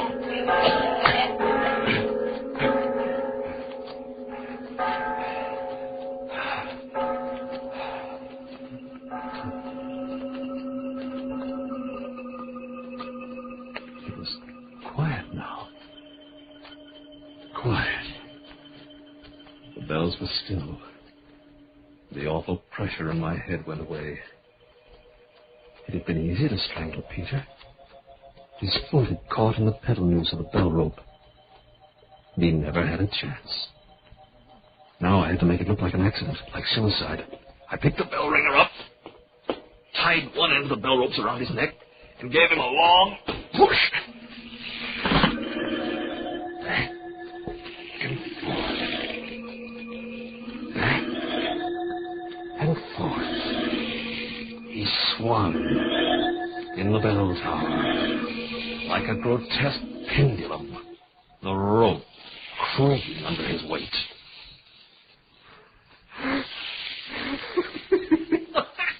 Well, little Davy up there, Big George, Pretty Betty, why don't you talk now, eh? Why don't you talk now?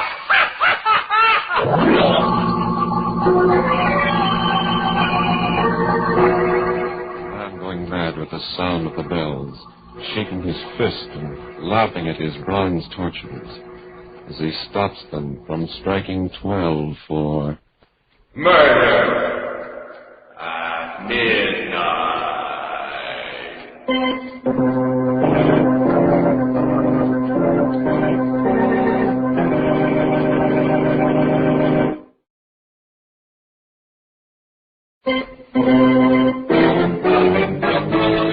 And now, here is Arthur Brooke again, continuing his story.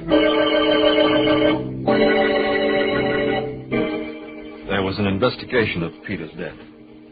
The county medical examiner and I went to the bell tower and looked at the bell rope on which Peter's body had been found hanging.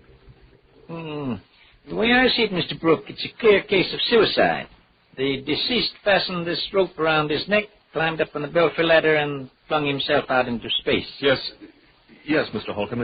It looks as though he did just that. Mr. Brooke, there's one question I want to ask you. Me? What is it? Well, a man usually doesn't commit suicide unless he has a motive. Did you notice anything peculiar about this bell ringer's behavior before this happened? Why, no, nothing except that he was deeply depressed when my father died. You see, my father loved the bells as much as Peter did, and... that might account for it. From what I understand, this English bell ringer was rather a queer duck anyway. What's that? What? Mr. Holcomb, the bells! They're ringing. They're ringing. How can they? Take it easy, Mr. Brooke. Take it easy. The tower door is open and wind just came through. Made the bells tinkle a little. Oh, yes, of course. It was the wind. I'm sorry. Well, that's all right, Mr. Brooke. After what you've been through, I don't blame you for being jumpy. Finally, the verdict was official. Suicide. And for 2 weeks, the bell tower was closed and the bells silent. It was then that I had an idea. I went straight to the executor of my father's estate, Mr. Denny, and told him what was in my mind. Arthur, I'm sorry, but what you ask is impossible. We can't take those bells down. But, Mr. Denny, you've read the papers. This bell ringer's suicide has made a mockery out of the tower. All the cheap publicity in the newspapers, the sensationalism, the people coming to stare at the bells. Why, I feel that my father's memory is being desecrated. I know, Arthur. The whole thing's been very unfortunate, but we cannot let you tear down the tower and sell the bells, as you know. Yes, I know. The will, my father's will. Precisely. And this last wish must be respected. Very well, let the bells stay. But for the love of heaven, Mr. Denny, can they remain silent? Must they ring any more to remind everyone in town of the tragedy? Your father specified that they must be rung on the hour, every hour, just as they did in England. And that's the way it'll have to be, Arthur. We're already negotiating for a new bell ringer. Mr. Denny, listen. Listen, do you hear them? Hear what? Bells. Bells? Yes, can't you hear them? Can't you hear them? You must hear them, Mr. Denny, you must. Oh, yes, I do now, very faintly. Your sense of hearing, Arthur, is remarkably acute. Those bells are from the next town, Silver Valley. Sometimes you can hear them here when the wind's right. Oh, why don't they stop? Why don't they stop talking? Talking? Bells talking? What do you mean? Oh, nothing. Look here, Arthur, something's wrong. You're on edge, ill. Why don't you go away for a good long rest, say a month or so? It'd do you good. Go away. Yes, why not? Rest. That's what I need. Rest and quiet. Away from the bells.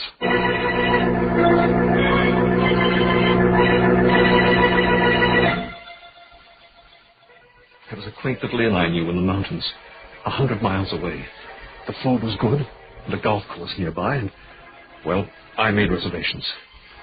For a week I ate, slept, played golf, rested. And then one afternoon I was in the lobby of the inn, chatting with the proprietor. Enjoyed your stay here, Mr. Brooke? Oh, yes, Frank. Fine. Well, you've been lucky in the weather. I never did see such nice weather. Well, Frank! What's that?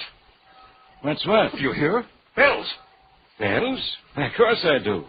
From the church at Greenville, 2 miles away. But why are they ringing? Well, Mr. Brooke, what's come over you? It's Sunday, and that's Frank! really... Frank, I'm checking out. Checking out? Now? But, Miss Brooke, you made reservations for a month. I'm leaving now, do you hear? Right away, just as soon as I can get my bags packed. The bells. I had to get away from the bells. That was it. That was all I needed. I remembered a place when I went when I was a boy. An island off the seacoast. There was an old fisherman there, a friend of mine, and I knew he'd put me up. The place was miles from anything, from the mainland, from bells. I took a train, chartered a small boat, and spent 3 quiet days there. Then, on the 4th day, as we were surf casting for striped bass. All right, Mr. Brooke, let's see you cast way out into the surf. Nice long one that was. Now, if a striper just hooks onto that bait of yours, why, you're going... Well, what is it, Mr. Brooke? I hear bells. Bells? Why, sure you do. The Coast Guard's testing a new bellboy out on those reefs over there. Oh, what's wrong, Mr. Brooke? You're as white as a sheet. I've got to get away from here. I've got to get away.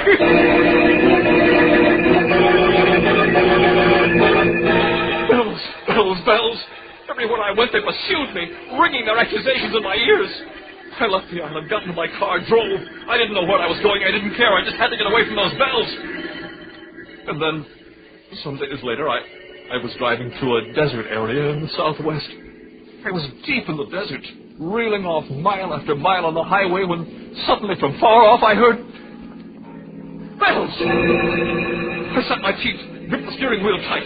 Enough was enough. I'd fight them now. Fight them to the bitter end. I wouldn't let them master me, tear me apart, drive me mad. No! I had to beat them, and I'd do it now! I drove on and on and on, and the bells followed me. They must come from a train running parallel to the highway somewhere over the rim of the desert. Yes, it must be a train. It couldn't be anything else. Mile after mile I drove, and mile after mile the bells followed me. I began to wonder, when would the tracks cross the highway? Tracks always cross highways somewhere. They just didn't run parallel indefinitely. And then up ahead, I saw some trucks and men. It was a construction crew fixing the road. I stopped the car and hailed the foreman. What is it, mister? Doesn't the train cross the highway somewhere up ahead? Train? What train? There's no railroad in this area of the desert. But there must be. I hear train bells. Well, I don't hear any bells, mister. Well, I tell you, they're ringing. Look, mister, you must have sunstroke or something. There ain't no train within 100 miles of here. But there no must bells be. either. There must be. There has to be. No.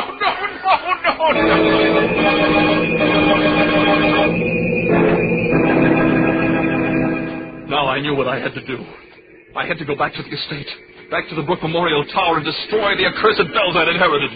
I had to close their bronze mouths, pull out their wagging tongues, smash their glittering faces. They had possession of me. They were driving me out of my mind. I had to free myself of them once and for all. Only then would I be at peace. I headed for home. And every mile, every hour, the bells pursued me, ringing in my ears day and night, pounding and relentless.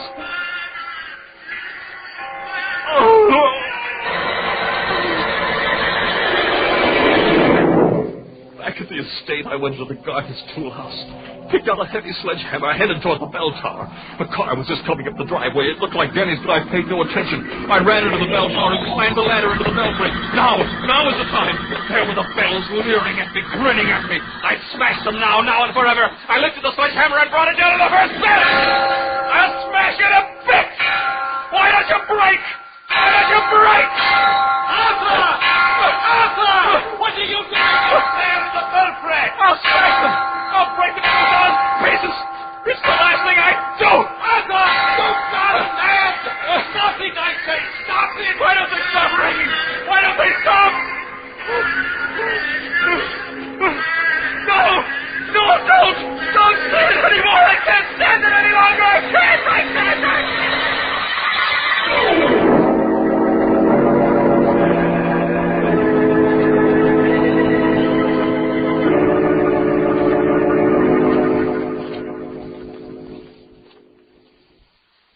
Dr. Williams, I must compliment you on this mental institution of yours. It's run very efficiently. One of the finest in the state. Thank you, Professor. Oh, and by the way, it must be close to midnight. I didn't expect to stay here this late, but it was so interesting. And what is the time, anyway? Well, I don't have a watch on me, Professor, but... just a second. Listen. The bells! There they go again! There they go! Can't you hear them? Stop them! Stop them! The time now, Professor Alvin, is exactly midnight. How do you know that, Doctor? That patient you just heard, Professor, the one who just cried aloud, is a very remarkable case. A human timepiece. He has no watch, of course, but every hour, on the hour, he hears bells. He hears bells every hour, on the hour? Precisely, Professor Alvin. And he's never more than a second or two out of the way.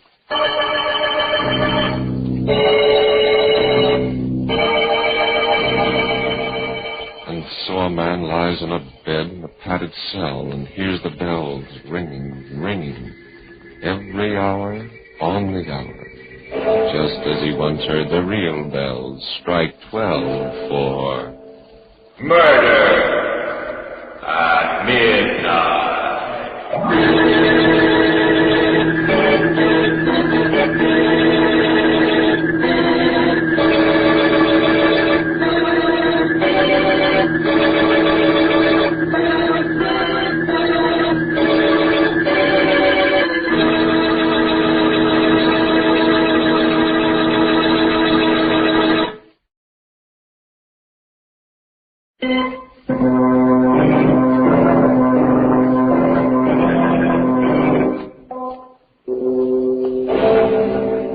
Remember to be with us again when death tolls a requiem and the clocks strike 12 for...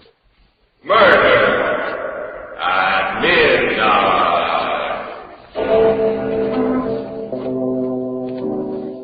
The part of Arthur Brooke was played by Michael Fitzmaurice. With music by Bert Berman, Murder at Midnight was directed by Anton M. Leader.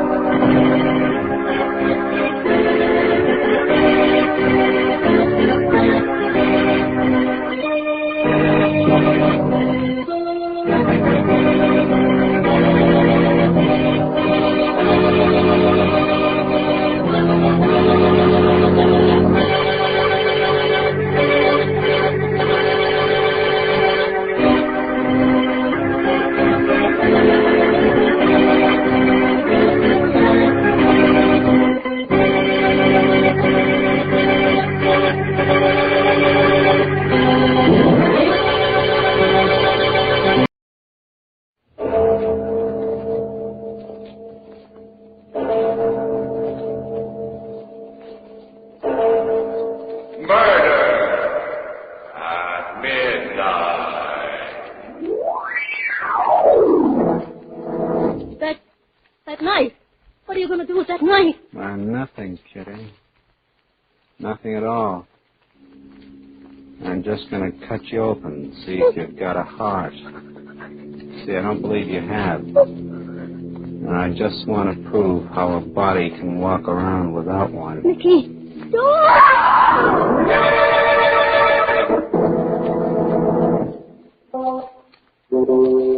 Midnight, the witching hour when the night is darkest, our fears the strongest, and our strength at its lowest ebb. Midnight, when the graves gape open and death strikes. How? You'll learn the answer in just a minute in The 13th Floor.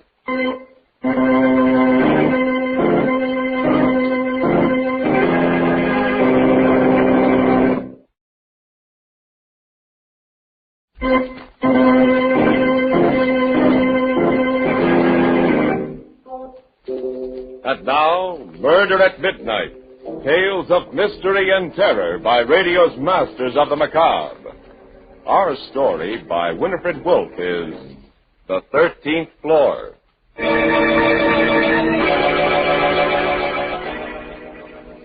Hotel corridors scare me late at night. They're too long and too creepy. I'm always afraid the walls, like big, flat, plaster hands, are going to close in on me. I wish somebody was around. No, not anybody. Anybody might be Mickey. And his hands aren't made out of plastic. They're bone and they're blood. And they want to choke the breath out of me. I just better get down this corridor and close the door behind me. I'll lock it and hide under the covers till I turn on the radio and I hear that switch. It was pulled in a little room. And Mickey was dead, full of hot sparks and his big hands hanging like putty. Then I won't have to be afraid anymore. It's what happened tonight, just now. It's making the inside of me all curdled and sour and sick. Even if I live a million more days, I won't forget how I came into that lobby. Just like always. I walked over to the desk. Hi, Joe. What's a good word? Here. Got a wrench taper from the hotel. No letters. Oh. Certainly it's hot out, isn't it? Sort of muggy and sticky. Think it's going to rain? Maybe. You don't like me very much, do you? No, not very much. You'll excuse me, I'm quite busy, Miss Owens. Hey, you're a fresh little punk. I ought to tell the manager. It's a fine way to treat guests who pay their bills. Don't I always pay my rent on time? Sure. Why not? $5,000 lasts a while if you take care of it. Why, you. Hey, wait a second. Hold that elevator. Sweet dreams, Miss Owens. I said hold the elevator a second. What's the idea almost slamming it in my face? Sorry, Miss Owens. Yeah, I bet you are. Oh, Mr. Talbot. Evening. Good evening. Sure is hot out, wouldn't you say? I was saying to Joe, muggy and sticky. Yeah. I was, just at an awful good movie at the Franklin. Tomorrow night they're having Lana Turner. You like Lana Turner? Very much. Yeah, me too. A lot of women don't because they're jealous of the way she looks. Me, though, I got blonde hair myself. I was planning to see it tomorrow night. Do you plan to... Sorry, Miss Owen. I have an appointment tomorrow evening. Oh. You run the elevator, you fresh punk. That's what you're hired for. Oh, by the way. Me? No, Tommy. Oh, yes, sir. Will you let me in with your pass key? I forgot mine. Yeah, sure thing, Mr. Talbot.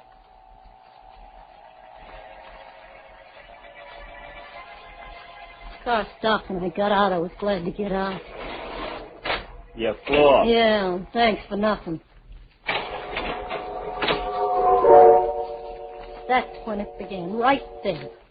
The light from the elevator looked like a lot of lemonade only being poured the wrong way, up instead of down. Hey, I remember thinking that. Funny to remember it now. I looked at my watch. It was 2 minutes to midnight. I started down the hall. I'm feeling something's wrong. Don't be to get the jitters for nothing. Everything looked the same. Nothing was any different. My room was at the end of the hall. I took my key out and shoved it in the lock. Nothing. I kept twisting it and pushing it. Against it with my knee. Then, all of a sudden, I looked up and realized what was wrong. The number on the door was 1307, not 1407. Huh. I was on the wrong floor. That was it. That rotten little kid. I'll fix him. I was ready to bet he'd done it on purpose. Then... Give Nicky a kiss, baby. Aren't you glad to see me? Nicky. Come on in. I've been waiting for you a long time. I said come in. I'm getting a draft. Nicky, let go of my arm. You're hurting me. Sorry, baby. Maybe I don't know my own strength, huh? What do you want? How'd you get in here? One thing at a time. Don't rush me. What'd you lock the door for? I don't like interruptions. You never used to either when you were alone with me. Remember, Kitty? I don't remember nothing. Yeah, I know. You got a memory like a faucet. You turn it off and on, off and on. Wonderful. Take me, for instance. I have the kind of a memory you can't turn off. Keeps running all the time. The longer it runs, the hotter it gets. So hot now, Kitty, it'll scald you. Look, Nicky. I am looking. It's still a nice-looking number, you know. I always did like the way your waist curves and how white your neck is. You didn't come here to tell me how I look. You toss your hair over your shoulder like it gets me away. Go ahead, Kitty. Toss your hair back for Nicky. What are you trying to do, dangle me on a string? You're still a good-looking number. I don't look so hot, though, do I? You think maybe I lost a little weight? Look, Nicky, My please. face looks let me... kind of pasty. That's because you don't get much chance for fresh air, sweating what's left of time away in a death cell. If I scream, the police will come and get you. If you come near me, I'll... You won't scream. No, come one step closer now. You won't scream because there's not that much sound left in you. It's all frozen and sticking in your throat like an ice cube. Because you're afraid. You're afraid of me. Try screaming, Kitty. You see? What'd I tell you? Nicky, I can help you. I can hide you here so they won't find you. Then I can help you get away, Nicky. Anywhere you want, I promise. I asked you before to kiss me. You still haven't, you know. No, don't come near me, please. You used to like it. You never used to wait for me to Don't. ask you. Nicky, don't. No. Sometimes you used to come over to me without me asking. Oh, what's the matter? Do I look as bad as all right? Oh, you afraid I'll get your pretty dress dirty? But you gotta give me a chance. I can explain. I know I'm not clean. You know, I crawled for half a mile in the mud until I couldn't hear the dogs chasing me anymore. If I'd known you were going to act like this, I would have said... You gotta give me a I break. would have said, Warden, call me a taxi. A nice, clean taxi so I can go see my girl, Kitty Owen. A cheap little squealer who sold me down the river for 5 G's. 5,000 lousy bucks. Hands off. Oh, I like to hold your face like this. Such a little face. Such big eyes. Big green eyes like a small tiger. Kitty, Kitty. Like a cat. A sly, sneaky cat with long blonde hair. Don't you remember how I used to kiss you on the face? Nicky, this. What's your face? Nicky. You act like you do remember. You remember, too, don't you? You remember how it used to be with us, Nicky? Feel my hair the way it used to. Go on, you like to do it. You said it was soft like silk. Feel my hair, Nicky. You're not mad at me, are you? I said I was sorry. I went crazy. I didn't know what I was doing. I'll help you now, Nicky. Come on, run your fingers through my hair. Oh, lousy little tramp. Oh, don't make me laugh. You crying, huh? Cat, crying crocodile tears. Are you crying because you're sorry for me? You're sorry because sooner or later the cops will catch up with me and drag me back and I'll burn to a crisp in the chair, huh? Or you're crying because you know what I'm going to do to you? Remember how it used to be with us, Nicky? I know when I broke out they'd find me, but I wanted to say goodbye to you first. I wanted to kiss you. See if it still did the same things to me. I'll tell you something, Kitty. You leave me cold. That knife. What are you going to do with that knife? I'm going to cut you open and see if you've got a heart. I don't believe you have. I just want to prove how come a body can walk around without a heart. No. Just arms and legs stuck together with nothing to make them run. I'll get you through this. Do it. Yeah. What are they going to do? Electrocute me first, then take me out and hang me? What's the difference? I'll tell you, Nicky, how it was. Just let me tell you. After you held up that jewelry store and the old dame was killed, when they put up the $5,000, I went crazy. Yeah? Honest, Nicky, I must have been clear out of my head. I've been sorry ever since, but I figured the cops would get you for it anyway, and then I'd be left with nothing. I didn't have a cent. So you didn't wait. You turned me in yourself. But I didn't know what I was doing. I know what I'm doing. I'm going to kill you, Kitty Owen. It won't help any. It'll help me. Stay away from me. The only prayer sandwich should be good for a laugh. No, please. Kitty, kitty, kitty, like a cat. No. Yes, Kitty, yes. I'm going to kill you.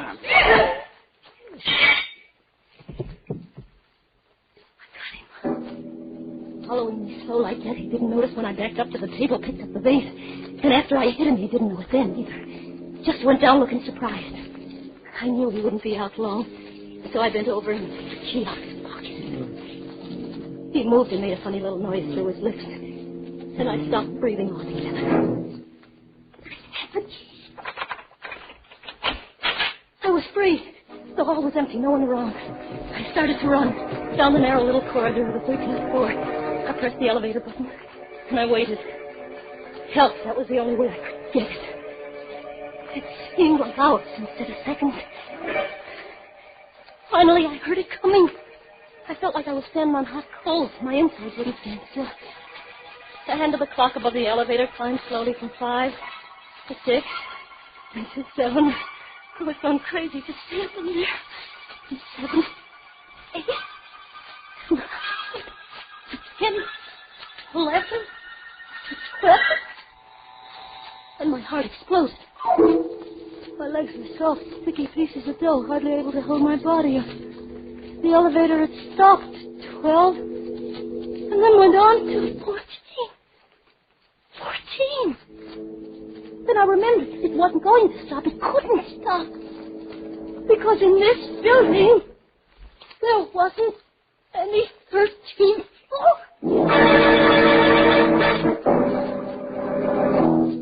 A man from the death house, and the girl who betrayed him, playing cat and mouse on a floor that doesn't exist. The hand of the elevator indicator did not stop at 13, but the hand of the watch on Kitty's wrist had stopped at 12. All ready for Murder at Midnight.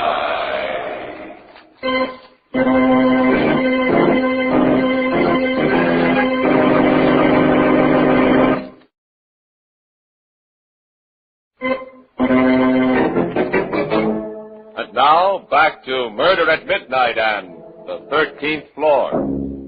13th floor. Yeah, that's where I was, a floor that didn't exist, so how could I get out? How could I get away? What was I going to do? I didn't understand. I didn't understand anything. Pretty good little slugger, baby. Nick.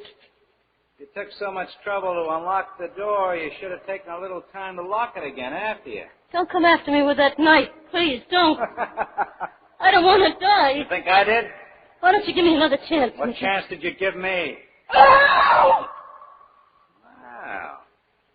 I didn't think you had that in you.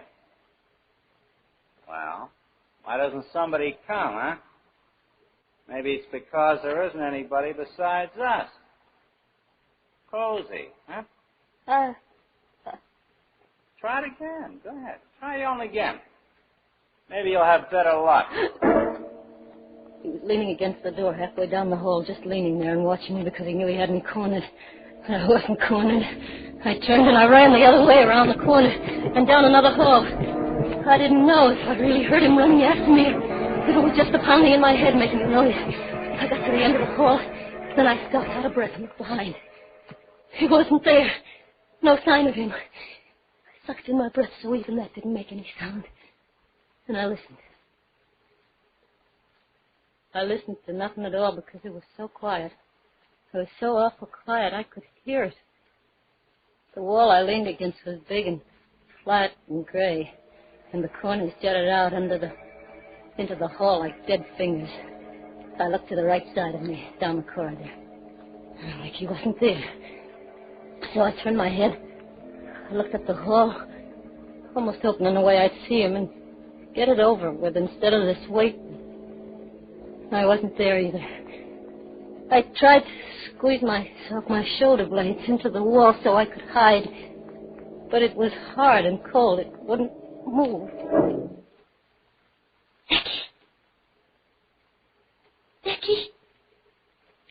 Nicky, where are you? For the love of heaven, say something so I'll know where you are. Don't just keep standing here. I can't take it. Nicky, I'm sick. My stomach's sick. So am I. Just make some noise. Nicky, where are you?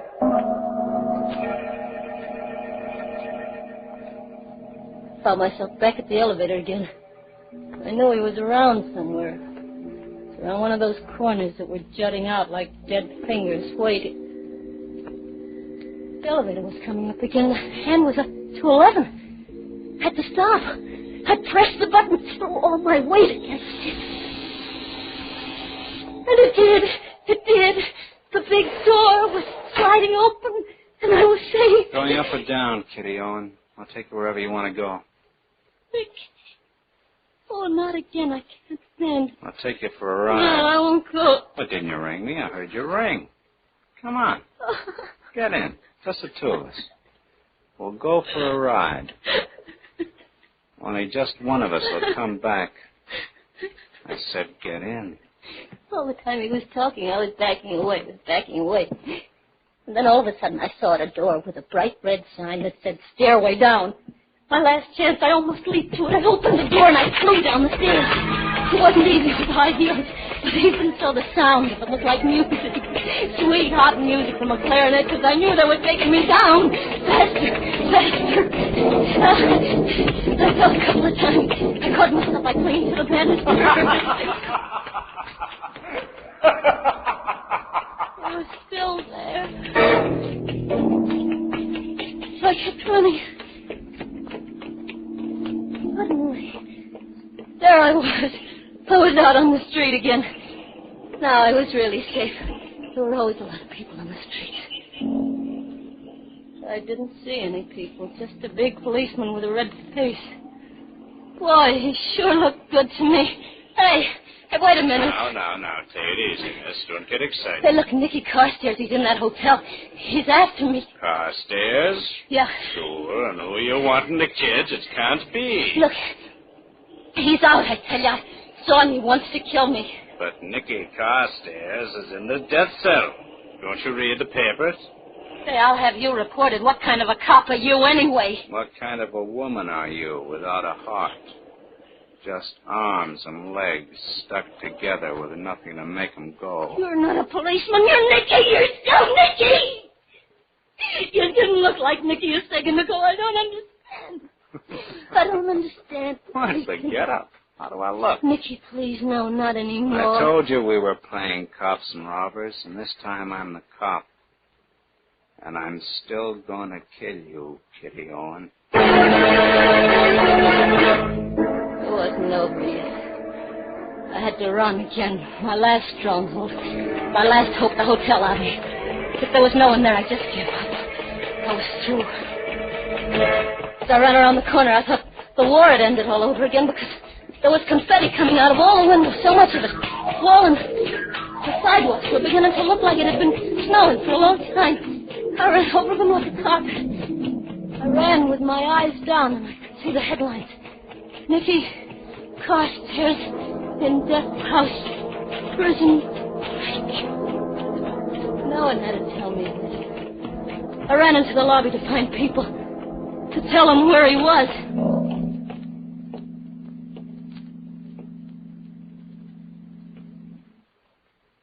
There was no one there either. Only Joe at the desk. Joe? Home early tonight, Miss Owen. Not quite midnight. Look, Joe, I know you don't like me, but you gotta help me. Reading the papers about Nicky Carstairs breaking out? Yeah, that's what I'm trying to $5,000 should last you a little while if you take care of it. Hey, Joe, he's here. He's in the hotel. He's chasing me. It's a lot of money. $5,000. Wants to kill me. You gotta help me. Sweet dreams, Miss Owen. He's here. Can't you understand? He's on the 13th floor. There's no 13th floor in this He's building. there. I tell you. Sweet dreams, Miss Owen. I know there wasn't any use arguing, and he wouldn't believe me. Even if he did, he wouldn't help me because he didn't like me. Going up. No one would believe me. There was only one thing left for me to do. Lock myself in my room on the 14th floor. Stay there until they caught Nicky. I leaned against the back of the car, crouched in a corner. My eyes closed because I was so tired. I was so tired. I kept thinking of a bed, a big white bed, three white sheets to crawl between, and a door that was locked. Sorry to have to bother you about that passkey, Tommy. I just forgot to pick mine up at the desk. It's like a glass of cold water had been thrown on top of me. I opened my eyes. That Talbot guy was in the car again. No. I can't still. And he was talking about the pass key the way he had before. No, not before either. Because when I looked at my watch, it was still a minute to midnight. Then I suddenly knew. I was so weak with relief I wanted to cry. Yeah, I heard him say it. Sometimes you can see your whole life pass by in just a second. That lifetime I lived in the elevator. All in my head. Was sandwiched in between a couple of floors. It never really happened. It was just that I had been dreading it for months, coming back some night, finding Nicky there waiting for me. My mind had invented a 13th floor, when it never was there at all. And the cop and the newspapers that said Nicky was out. All part of it. That crazy half-dream. Of course he wasn't out. I told myself it was all part of it. I never got out of the elevator. I was there all the time. All the time. Your floor, Miss Owen.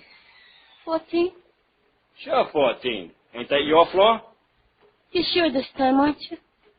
What are you talking about this time? I mean, never mind. 1401. That was in the first door. I was on the right floor this time. I'm feeling better already. What a fool I'd been. Started to walk down the hall. I had a feeling Talbot and the boy in the elevator was watching me. Wish they shut the door and go on. Say, Mr. Talbot. Yes? Did you read about Nicky Carstairs? No, what? He escaped. Got out of the death house. Is that so? He's on the loose. Good night, Miss Owen.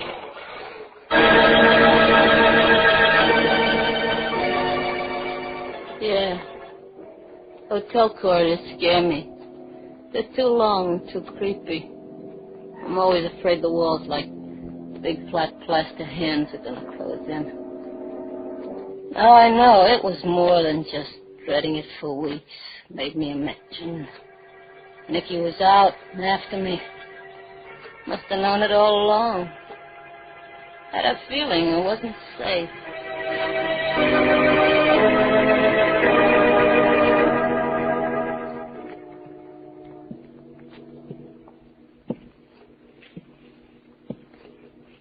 go to my own room. I'll lock the door and hide under the covers till I hear they found him. Took him back. Till I hear he's dead, I won't have to be afraid anymore. Not anymore.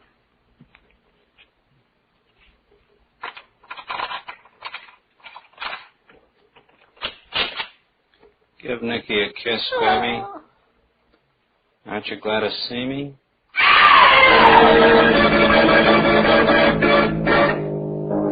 The 14th floor this time. A floor that does exist. But the hands of the watch on Kitty's wrist still stand at 12 for... Murder at midnight.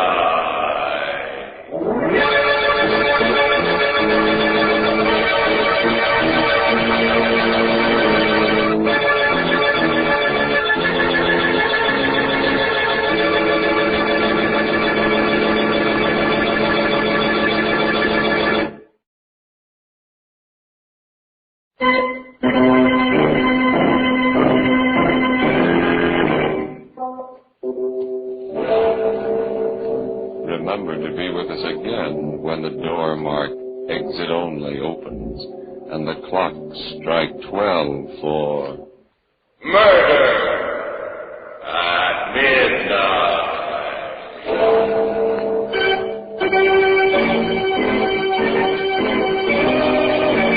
The part of Kitty was played by Ann Shepard, and Paul Mann was Nicky.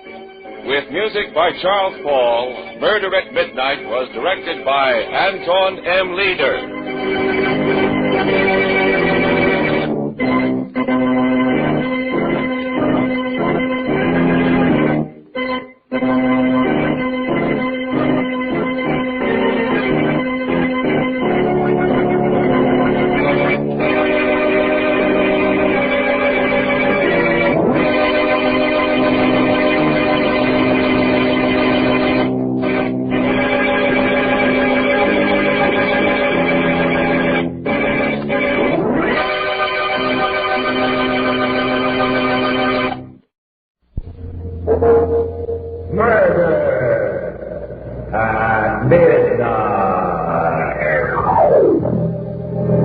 Let go of me.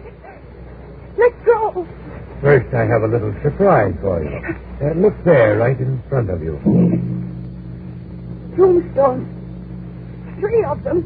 The first one is your mother. The second one is your brother. They're both sleeping soundly under them. And the third one... It's mine.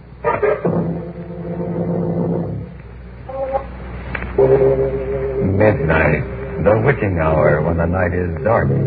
Our fears the strongest. Our strength at its lowest ebb. Midnight, when the graves be open and death strikes. How? You'll learn the answer in just a moment in The Man with the Black Beard.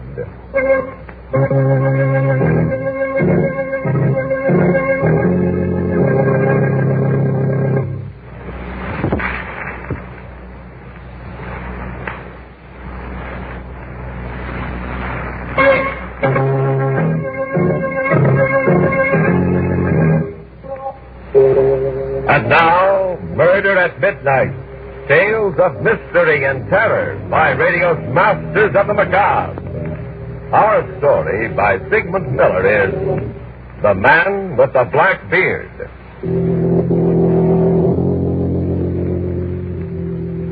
A few minutes before 12 o'clock, midnight, Charles Corbett is sleeping peacefully. But not his wife, Evelyn.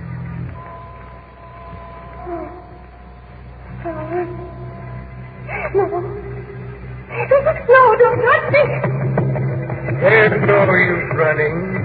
You can't get away. Please let me alone. You mustn't be afraid, Evelyn. You. That black beard. I've seen you before. Of course you've seen me before. Everybody does. Sooner or later. No. I don't want to see you. And I won't.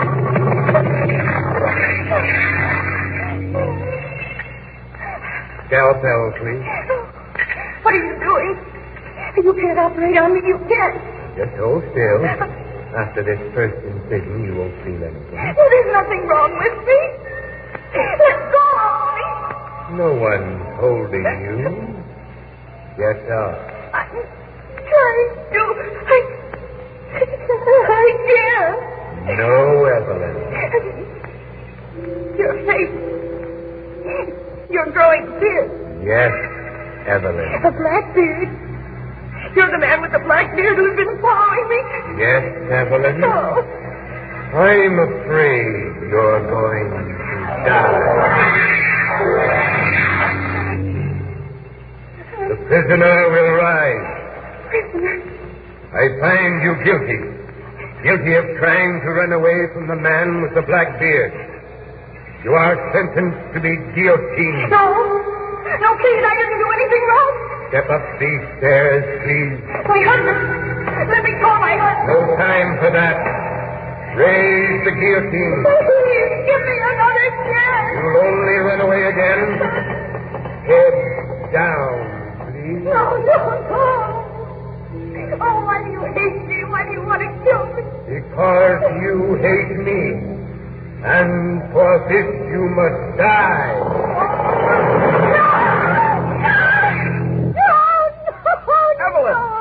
Evelyn, for heaven's sake, what's the matter, darling?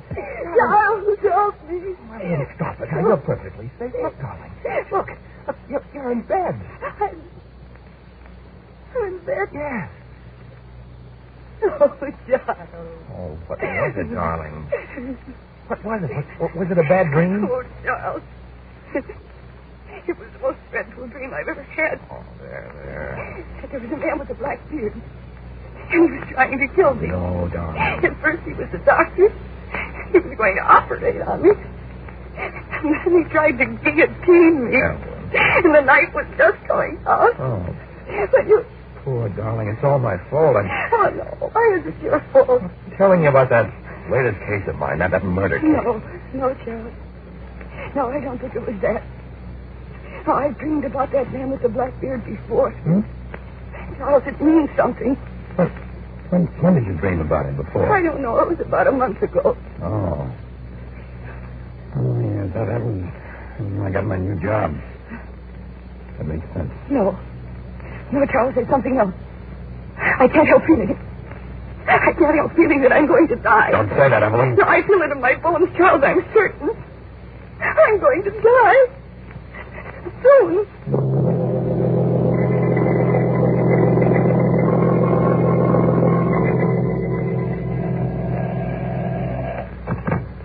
Corbett speaking. Mr. Corbett, I'm glad I got you. Central Hospital's been trying to reach you. Who? Central Hospital. Oh, I must have the wrong Corbett. I don't know anyone there. Oh, they said it was about your wife. My what? What about her? Well, she collapsed down the street, and they brought her into the hospital. Okay. I'm going right over.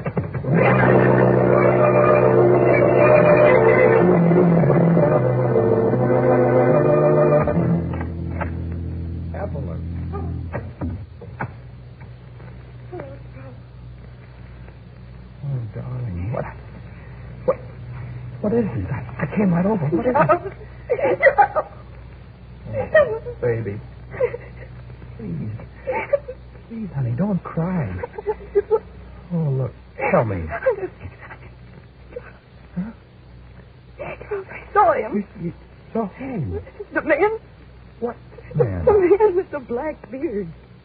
The one you dreamed about last night? Yes. Where?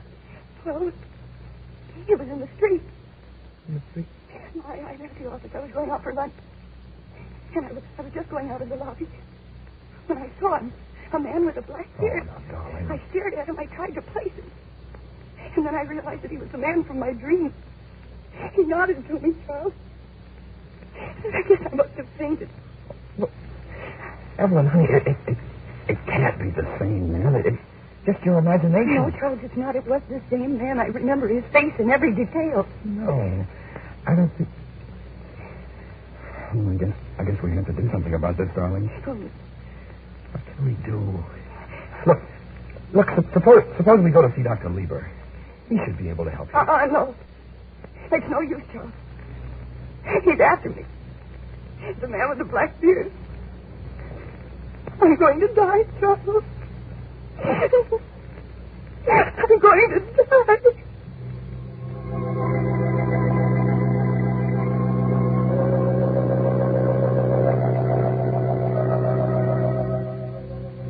Can you describe the man to me, Mrs. Corbett? Yes, Doctor, I can. He has a long, narrow face, deep set black eyes, and a black beard. Had you ever seen him before before you dreamed of him? No, I don't think so. And you believe the man you saw in the street and the one you dreamed about are the same? I know they are. You say he nodded to you, as if he knew you. Oh, he knew me, all right. He wants me to die. You met him twice? Yes, and both times he nodded. I can understand you being afraid of him. But I think you also hate him. You do hate him, don't you? Hate him? Doctor, I could kill him without even thinking twice about it. I see. What do you think, Dr. Lieber? If she did not hate him, the explanation would be simple. She might have seen this man with a black beard before she dreamed of him just dancing in the street. And she could have had a nightmare about him. But hate is important. Hating him the way she does, that means he has become a symbol to her. A symbol? Then you don't believe he's a real person, do you? That he's really threatening me? Not in the way you mean. What we'll have to do is to find out just what he does stand for. But, Doctor, I tell you, I know what he stands for. He stands for death. I'm not going to tell you to forget him, Mrs. Corbett, because you won't. But if you come back again tomorrow, we'll see if we can find out a little more about him.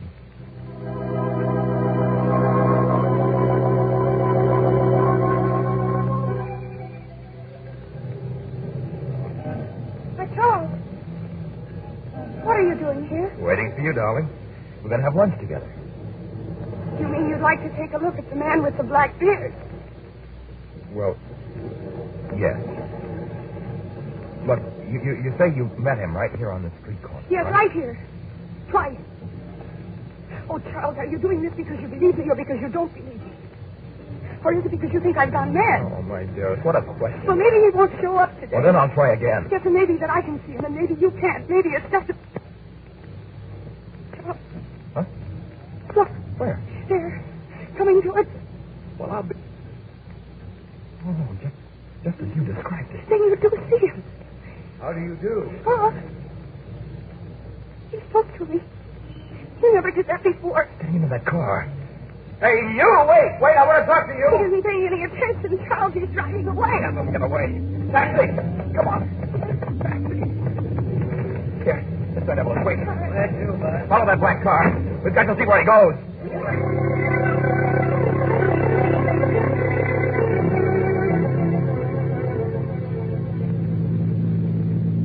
Listen, mister, how much longer are we going to keep tailing this guy? We're way outside the city limits. Yeah. We're going to tail him until we find out where he's going. You haven't lost him, have you? No. He can't go much further because this road is... Hey, he's turning off. Huh? Into the cemetery. What? What did you say? The Cypress Cemetery. He's going in. Well, step on it, will you? We've got to catch him. Don't worry. There's just this one road, and the entrance gate's on the other side of this curve. There's an attendant there. He'll have to stop and show a pass or something. Holy smoke. He's gone. Hey, stop at that gate, will you? Yes, sir. Excuse me, we're looking for a big black car that just came through here. Black car? There hasn't been a car through here for an hour. You see, I told you. I told you. Stop it. Look, there must have been one. We followed it all the way from town. A man with a black beard was driving it. Mister, I say there hasn't been a car through here for an hour. With or without a beard. A man with a black beard and a black car vanishing in the thin air at the gates of a cemetery. But then, where would you expect the trail to end that began with a nightmare? A dream of... Murder at midnight.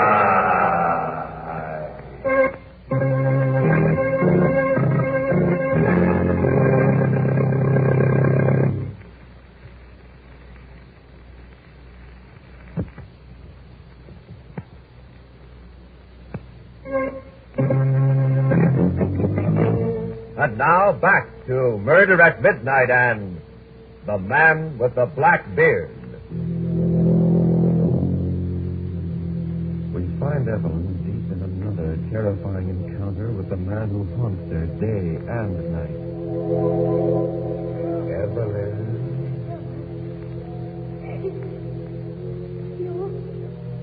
You again. What are you doing here? Waiting for you. You were looking for me, remember? You and your husband right here in the cemetery. No, I've got to get up. This is just another dream. It's a nightmare. Is it? Look at me. I'm very real. Here. Touch me. No, you're cold. Always. Oh, why don't you leave me alone? Why are you pursuing me? You who are pursuing me. It's a lie. I hate you. Naturally. I have a surprise for you. I don't want to see your surprise. Oh, I've got to wake up. I've got to. First, you must look at my surprise. Look there, right in front of you. Tombstones. Three of them. The first one is your mother. The second is your brother. And the third one, do you recognize that? It's my own. Can you read the inscription? It says, Evelyn Corbett, beloved wife. Simple, but dignified. No, it's horrible. It's horrible. Now, if you kindly step down into your grave, our business is finished. No, I won't do it. I won't. I don't want to die. I'm afraid I must insist. No, I won't. This time you can't help yourself, even by waking up. This time in you go. Ellen! What are you doing on the floor? What is it? Oh, What's the matter? it was he again. It was the man with the black beard. He threw me into my grave. Oh, no, darling. You fell off the bed. That's all. Come on here. Here, let me help you up. Back on the bed. Here. Charles. Oh, Charles, if this keeps up, I'll go out of my mind. I know, darling. Oh, Charles, do something. You just got to do something.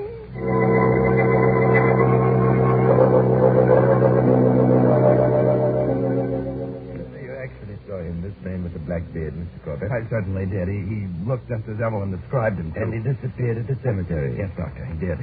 Well, that isn't so mysterious. He might have gone off on a side road or something like that. But he didn't, Doctor. Something like that. But he didn't, Doctor. He just vanished into thin air. Mrs. Corbett, I want you to try to remember how many times you've dreamt about it.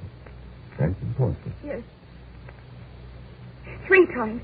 Are you sure? Well, I think I am. When was the last time someone close to you died? Died. About 6 years ago. Who was it? It was my brother. My only brother. Were you very fond of him? Yes. Did you have nightmares then? Well, Yes, I think so. Did you dream about the man with the black beard then? No, I'm not sure. Think back. No, I can't remember. I have a feeling that I did. Only I can't be too certain. It will come to you. Maybe not now, maybe tomorrow, the day after. Let me know immediately when it does. I don't get this, Doctor. What has that got to do with the immediate problem? A great deal, Mr. Corbett. But the man with the beard is a real person. No, he isn't. He isn't a real person. But he was No, there. I think he's dead. Hunting for me. I see. Of course, one way we can prove he's not is to get hold of him. Talk to him. Well, I'll take that job. I'll find him. And when I do, he's going to do a lot of talking.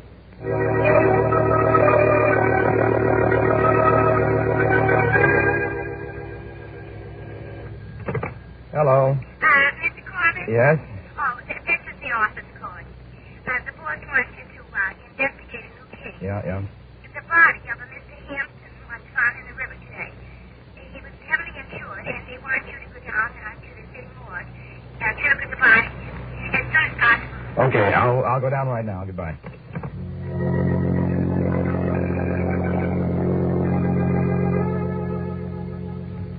When was that body fished out of the river? 7 hours ago. Okay. Put the sheet back. So what do you think? Murder, suicide, or accident? Well, I don't know yet. Hey, there he is. Here. He? Who? The man with the black beard, he just walked out of the slab room. I didn't notice. Hey, wait a minute. Oh, gone. We're taking the elevator. Ring. Oh, got to find that guy. Come on. I don't care. Watch your step. Did you just take down a man with a black beard? No, sir. But you must have. He came out of here just a minute ago. Well, maybe he walked down. It's only 2 flights. Huh? Where are the stairs? Right over there. Okay, I'll see.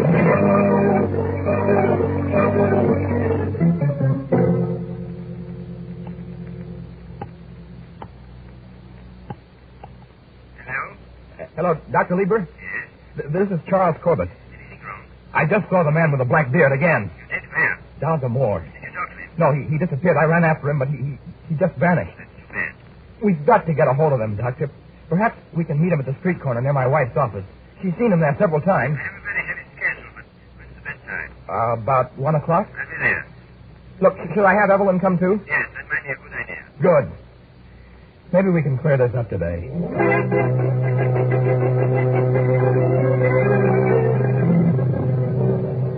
Charles, I'm afraid. Oh, there's no reason to be afraid, dear. I'm with you, and Dr. Lieber will be here any minute. Well, if I see him again, I don't know what will happen. Nothing will happen. Believe me, darling. Look, once we talk to him... Here he comes. Where, Charles? Right there. Dr. Lieber. Oh, I thought you started. Hello. I'm glad you could come, Doctor. And I'm terrified. Doctor, do we have to do this? It's the quickest way of getting to the bottom of it. What time have we got, Mr. Corbett? I have 5 to 1. It's just about the time he passes by. I hope he doesn't keep us waiting too long. Dr. Lieber, really, you've been wonderful about this whole thing. If it hadn't been for you and Charles, I don't... What is it, Mrs. Corbett? What's the matter? Look! Over there! It's he. He really does have a black beard. I've got to get away. I've got to get away. Stay here. Nothing's going to happen to you. He's coming over here. Good. Oh, don't let us let me go. Please, Mrs. Corbett. Good afternoon. How do you do, sir? I believe you're the people who are looking for me. How did you know that?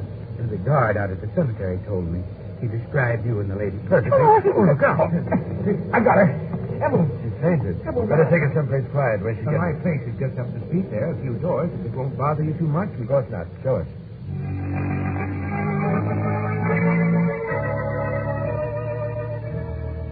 Here we are. But this is... It says Blakely's funeral parlor. Yes, I'm Mr. Blakely. An undertaker? Yes, a mortician. Cool. This is finally beginning to make sense. Put it down on the cot, Sir Corbett. Makes sense. How? Do you know Mrs. Corbett, Mr. Blakely? I've seen her a few times in the street. We've seen you have lunch at about the same time. She stared at me, and I assumed she knew me, so I nodded to her. You've had no other dealings with her? Not that I know of, no. What was your wife's maiden name, Corbett? Huh? Harper. Why? Would you look that name up in your files, Mr. Blakely? Well, yes, of course. Let me see. Hadley, Horton, and Harper. Cecilia M. Died January 26, 1926. Buried at... Why, that was her mother. And that's the answer. She loved her mother very much.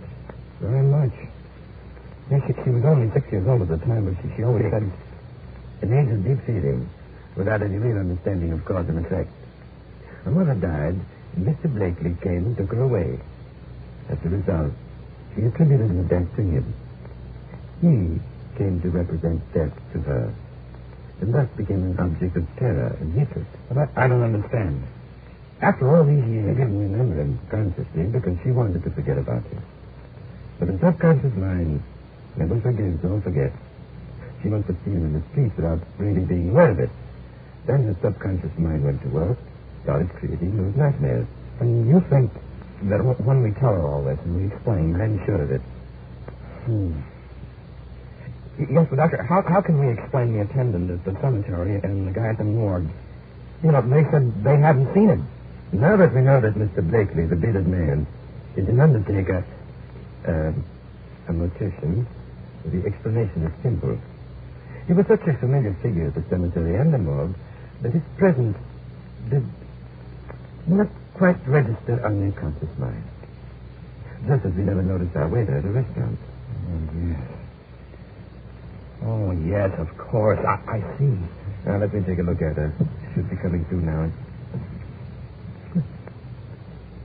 Good Lord. What is it? Doctor, what's the matter? I don't seem to find any pulse. I can freeze. The strain and the shock.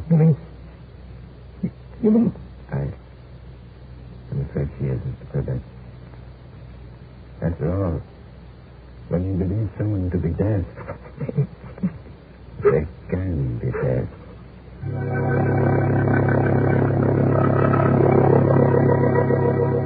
A woman, dead of fear, created in her own mind, lying on a couch in a funeral parlor. The logical place to end the story that began with a nightmare. A terrifying dream of murder at midnight.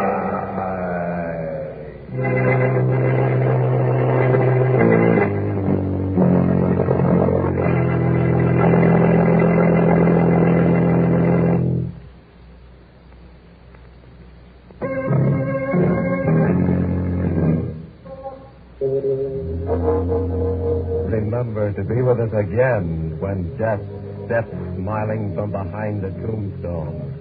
And the clock strike 12 for murder at midnight.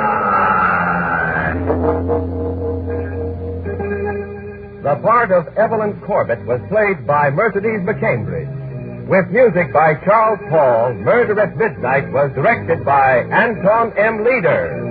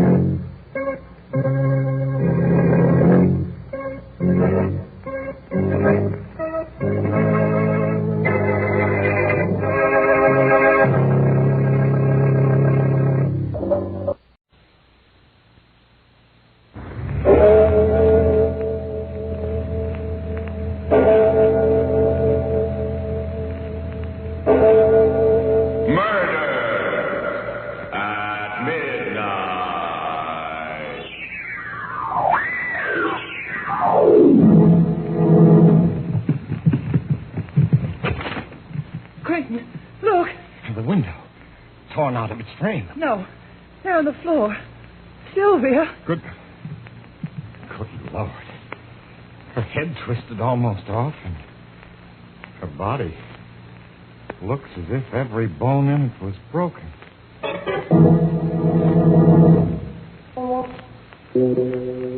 Midnight, the witching hour when the night is darkest, our fears the strongest, and our strength at its lowest ebb.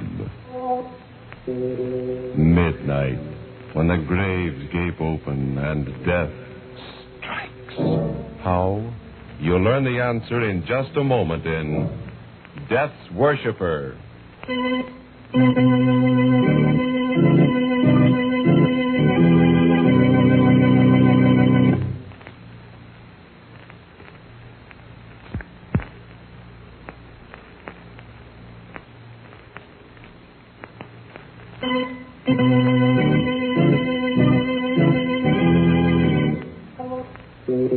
And now, Murder at Midnight. Tales of mystery and terror by radio's masters of the macabre. Our story by J. Williams is a tale of fear from afar called Death's Worshipper. On the surface, it's a New York apartment like thousands of others. In a house with a brownstone front on a dark little street. But to Kate Bonney, living here with her brother Peter, it has become a prison cell, a place of menace, a house of terror. I can't explain, Peter. It's as though I were caught in a spider's web, waiting helplessly while the spider comes closer. But, Kate, you still haven't told me just exactly what's troubling you. It's real, Peter. It's a feeling that, well, like in a nightmare when you know something awful is after you and you can't escape. It's drawing closer. It's coming here to this room to find me. What'll I do, Peter? What shall I do? Please, Kate, pull yourself together. You've got to. I'm sorry, Peter. I'll try. Ah, that's better. Now then, let's have it. I can't come home every night to a sister who's afraid of the dark. What's it all about? Do you remember the weekend I spent at Quentin's place in the country? Just after he got back from India? Yes, of course. You couldn't make it and I went alone. The conference in Chicago, I remember. Reminds me, I wonder why I haven't heard from him since. Those letters he wrote about some discoveries he made. Discoveries? Don't mention them. Why not? Because I have an idea that they're behind everything that happened. What do you mean? He didn't even mention the expedition until after dinner that first night. There were just the three of us, Quentin, Sylvia, and myself. He went into quite a bit of detail describing his reasons for going. The long trip through the jungle. Finally came to a little gaunt village and tackled what I was sure was the last belt of jungle. That last stretch took us 6 hours. At last we broke out into a clearing, and there it was, towering above us, the temple of Shiva the Destroyer. Oh, that must have been a thrilling moment. Thrilling? You can't possibly know what that meant to me. I was just frightened. Sylvia frightens rather easily. That's not true, Quentin. It's just that it looked like some kind of crouching beast with a single devil's horn. Rubbish. It was breathtaking, Kate. Imagine a great square block of stone set in a riot of jungle foliage. Out of it rises a tremendous three-cornered spire fully 100 feet high. Oh, that must have been magnificent. Yes, and the whole thing covered with a lace tracery of stone carving. And this is what you had set out to find? This was it. Oh. You see, the Hindu Trimurti, or Trinity, is composed of three deities. Brahma, the creator, Vishnu, the preserver, and Shiva, the destroyer. Yes. Well, in this tiny district in the hills, there had once been a local cult which worshipped only the destroyer. In a curious and perverted way. Well, the worshippers became their god. I don't understand. When they prayed to Shiva, the god himself entered and took possession of them. They were Shiva, with all the powers and all the frightful energy of the god. Good heaven. No, not a very good heaven.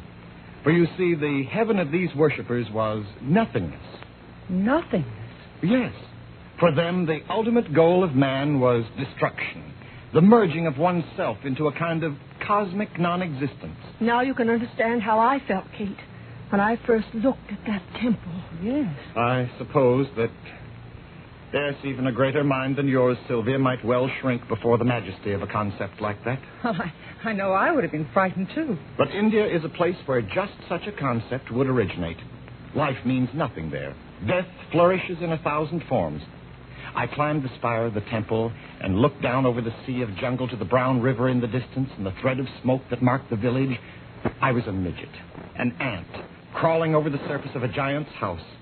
Shiva is the giant, and humanity, we're so insignificant, so worthless. I wonder if they weren't right after all, those worshippers of the destroyer. Quentin. Perhaps death, nothingness, is the greatest goal. Stop it, Quentin. Stop it. Do you hear? Sylvia. Oh, don't worry, Kate, and don't bother. Oh, but I'm all right. No. Sorry, Kate. I think I'd better go to bed. Yes, you're tired, Sylvia. I am tired. These wild ideas of yours. Of all this talk about Shiva, destruction. I wish you'd get those thoughts out of your head, Quentin. You haven't been the same man since... Good night, Sylvia. Sylvia, are you sure you're all right now? Yes. Yes, Kate. I'm fine. But she wasn't fine, Peter. And it wasn't just fatigue that was bothering her. She was frightened, I could see that. Frightened out of her wits by something. And Quentin was different. When Sylvia had left us, he sat looking at me silently for a long while. And when at last he spoke, it was on another note. You know, Kate, all this talk of nothingness and death makes me believe more firmly than ever that man must try for happiness while he's alive. I agree. At least it's a pleasanter subject than what we've just been talking about. I'm glad you think so. Because I'm not happy now, Kate. But I thought you and Sylvia... There's nothing between us. Nothing. Hasn't been for years. But I... No, not even when we first got married. But you... When I first met you with your brother Peter years ago, something happened to me. My heart sang. It was as though I had burst out my shell. I knew then. Quentin, you don't know what you're saying. I do. For the first time in years, I know exactly what I'm saying. I found a philosophy I can believe in, Kate, in a troubled world. And for the first time, I've found strength to tell you that I love you. Quentin, please. Kate, listen. Don't be alarmed. It would be so easy to go away together.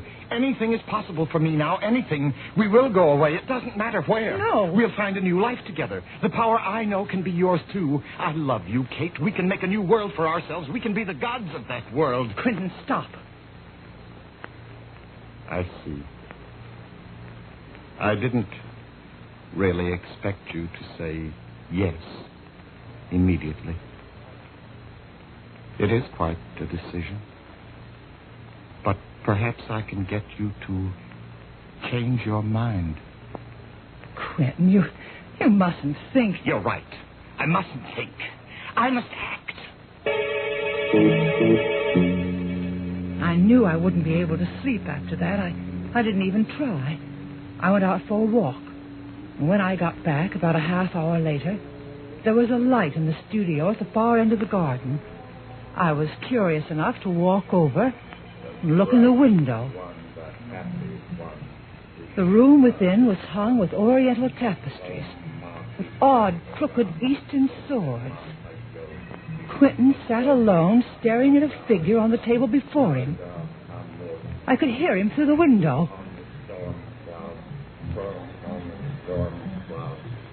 His face was set, wooden, expressionless, but his eyes seemed to shine in the candlelight like a cat's. And the figure before him, it was horrible. It was a bronze statuette with a serene but awful smile on his face, a smile of hellish triumph. A dozen arms sprang from each shoulder. It bore a club with a skull at its tip, and it seemed to dance upon the back of a crouching dwarf. And Quentin, staring at it, was speaking to it. Approach not the Raja. I didn't know what it meant. I only knew that it was awful. That in some dreadful way, Quentin was trying to make his beliefs come alive. I ran up the lawn, and the clouds that spread over the moon seemed like dark shapes rising from some infernal pit. Wings seemed to be beating about the house as the wind rose. And in my ears rang Quentin's chanting. Even in my room I could hear it, mingled with the moaning of the wind. The moon had disappeared. I couldn't see the light in the studio. I was too far to hear it, but the chanting went on. I don't know. I seemed to hear voices in the wind, many voices chanting with Quentin. Thunder growled up from the darkness. Then there was a single flash of lightning and a clap of thunder, and on the heels of the thunder...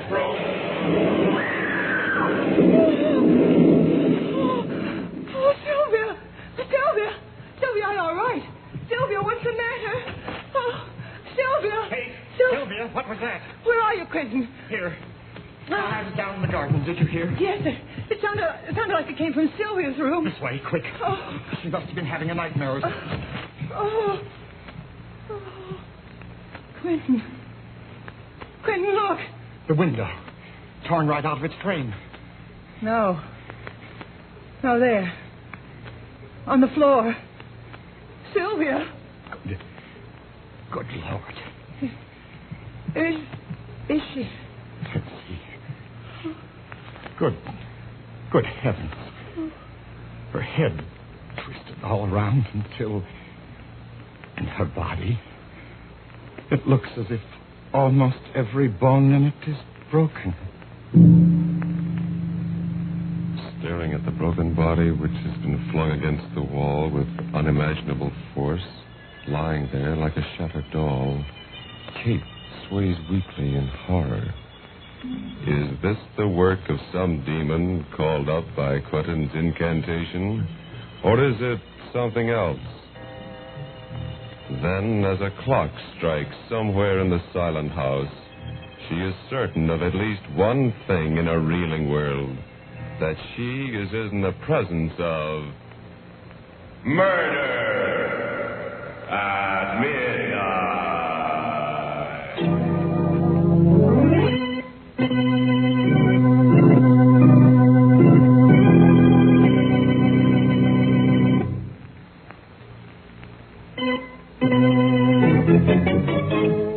And now, back to Murder at Midnight and Death's Worshipper. Pale and shaking, Kate Bonney continues telling her story to her brother. It was as though something with superhuman strength had twisted her head around and then just tossed her aside against the wall. Every bone in her body was broken. It must have been pretty ghastly, but surely you're not going to let the memory of that... It has nothing to do with memory. Something that's more than human, I don't know what, killed Sylvia. And now it's after me. After you? Haven't you seen the papers in the last few days? No, you know I've been up to my neck in work. What's that got to do with it? Oh, look here. These clippings, I've been saving them. Let's see. Another unsolved murder. Police admit bafflement. No motive. Well? Go on. Read the rest of it. Middle-aged man, identified as J.D. Brathwaite, broker. Neck was wrung, apparently, by someone with tremendous physical strength. Yes, and this one. An unidentified woman, neck wrung and the body thrown against the wall. And this, and this, and this. All the same. Kate, darling, this is all perfectly ridiculous. No, look. Here's a map of our neighborhood. The first death took place up here. The next 2 blocks further south. Don't you see, one after the other, they're coming closer to this house, to me. Kate, now listen, it's quite clear what's happened. You were upset by Sylvia's death, naturally. Just because of the coincidence of these crimes, you have an obsession that someone or something is haunting you. You've been working too hard. And I suppose you've been having nightmares, too. They're not nightmares. I'm going to run across the street to Dr. Sanford. No, Peter. You lie down and try to rest. I'll bring Sanford over and have him take a look at you. You're all run down. No, Peter, don't leave me. You don't know what Pour yourself a drink, Katie. I won't be a minute.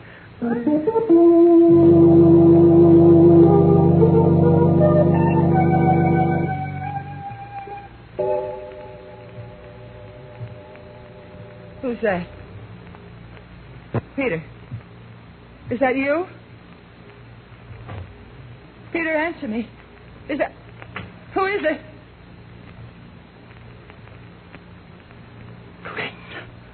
Hello, Kate. How are you? Don't come any closer. I'll call Peter. Why, Kate? What's the matter? I suspected then when it happened. And now these last few days I know.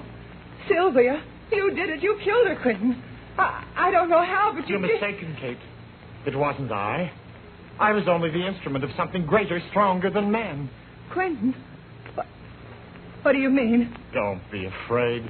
He's really benign. Shiva the Destroyer. Oh. It is his love for mankind that allows him to bring the blessing of annihilation. Oh, no. I worshipped him, and he came. He came in a rush of wind on the thunder and took possession of me. I was Shiva. Using my body, he climbed the wall, burst the window in. He killed Sylvia. Oh, no. Yes, Kate, I became Shiva. At least I must have. I don't remember it clearly, but there were great wings, lightnings. When I came to myself, I was seated in my studio again. And those others?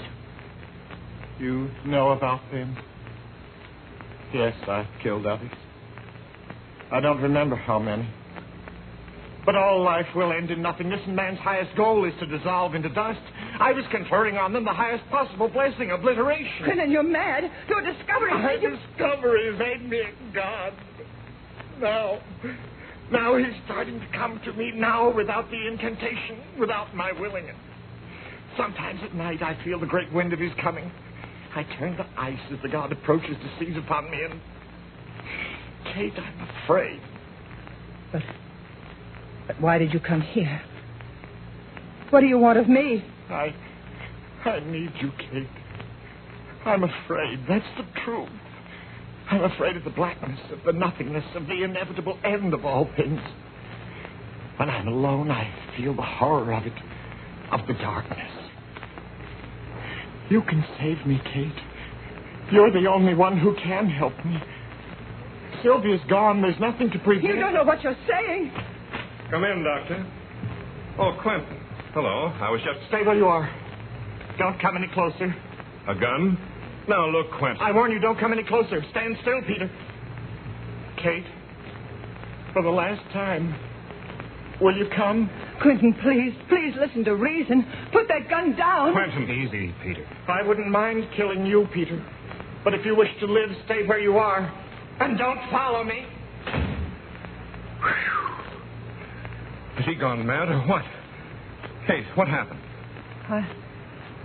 I'm not sure. He killed Sylvia. He admitted it. And he's killed... I don't know how many others. What? It's true. He believes that Shiva, the destroyer, controls him. He believes that when he kills, he's granting a blessings to the one he destroys. But that's crazy. No, not so crazy, Peter. May I say something? Why, of course, Doctor. I thought there was something wrong with him the minute I saw him. His eyes, I think it's a case of self-hypnosis. Something like the Moros practice when they run amok. They believe that they're possessed by God, and while in this state, they can actually perform amazing feats of strength and endurance. A number of primitive peoples have the same belief. Dervishes, Indian fakirs. Your friend must induce this state by an incantation of some kind, or by concentrating on some object until the hypnotic state is induced. That's true. I heard him. I saw him praying to the image of Shiva. That's how he must do it. If it is true, he's extremely dangerous. We'd better get the police. May I use the phone? Wait, I can't believe it. He certainly wasn't joking about that gun, Peter. And according to your sister, he's already killed several times. No, he mustn't do that. Peter's right. We're his friends. And he loves me. He said I was the only one who could help him. He really is afraid and alone. Of course, Kate. Doctor, Quentin and I were kids together. If he's in trouble, we've got to do something to help him, not call the police down on him. Where do you think he's gone? I'm sure he's gone back to his house in the country. We could try there anyway. My car is just around the corner. I think we're taking an awful chance, but on the other hand... It's a chance we've got to take, Doctor. He told me that Shiva comes to him now without incantation. I'm terribly afraid of him and of what might happen. But I'm more afraid of what he may do now to himself or to someone else.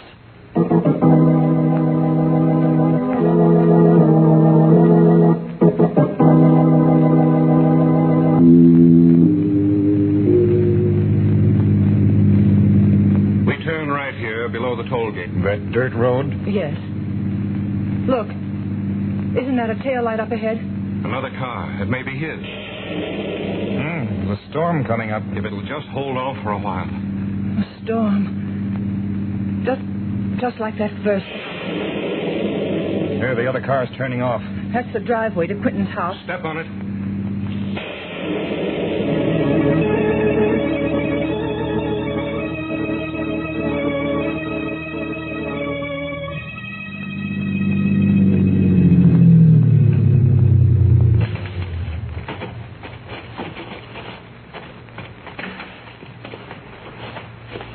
The house is dark. Perhaps we were wrong. No. I know where he is. This way around to the back.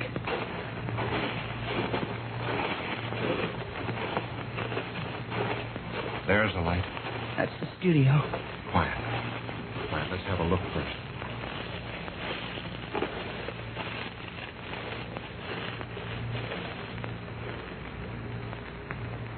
Well, he's there. Alone. Sitting behind the table with some sort of statue in front of him. Statue of Shiva. The door's open. Come on.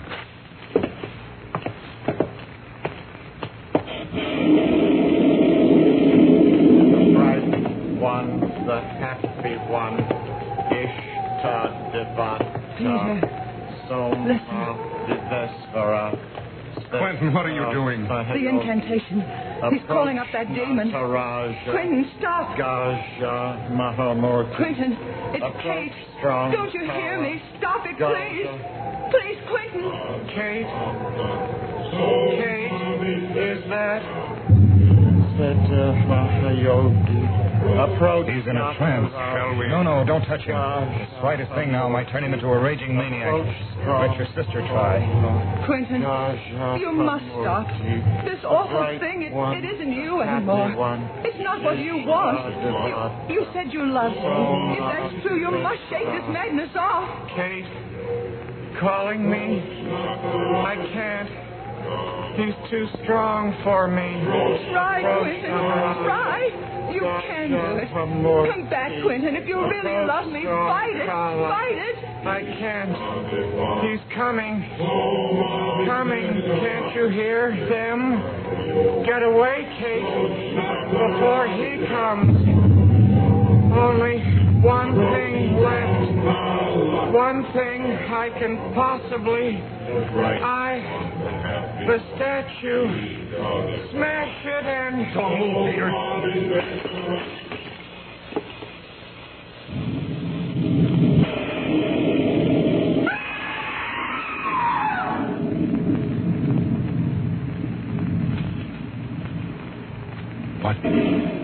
What was it? I can't see. That flash. Lightning. It must have struck. Quentin. Quentin. Let me look, Kate. He's dead. That lightning bolt killed him immediately. Dr. Sanford. What's that on his forehead? Burn. Lightning does curious things. Yes, but there. The head of the statue he smashed. The same mark on its brow. Like an eye. A third eye. The mark of Shiva. The vengeance of a thwarted god? Or coincidence?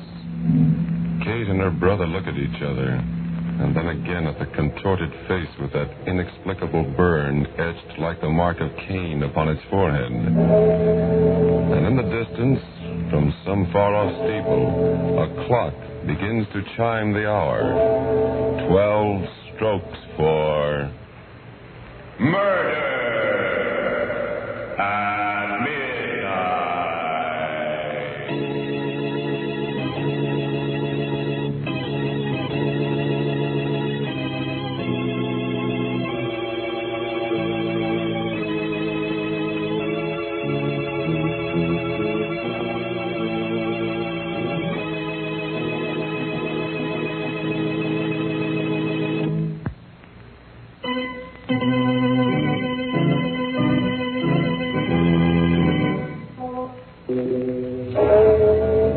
Remember to be with us again when death hovers on dark bat wings and the clocks strike 12 for murder at midnight.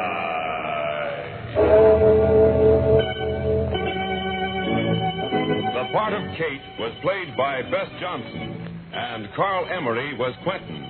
With music by Charles Paul, Murder at Midnight was directed by Anton M. Leader.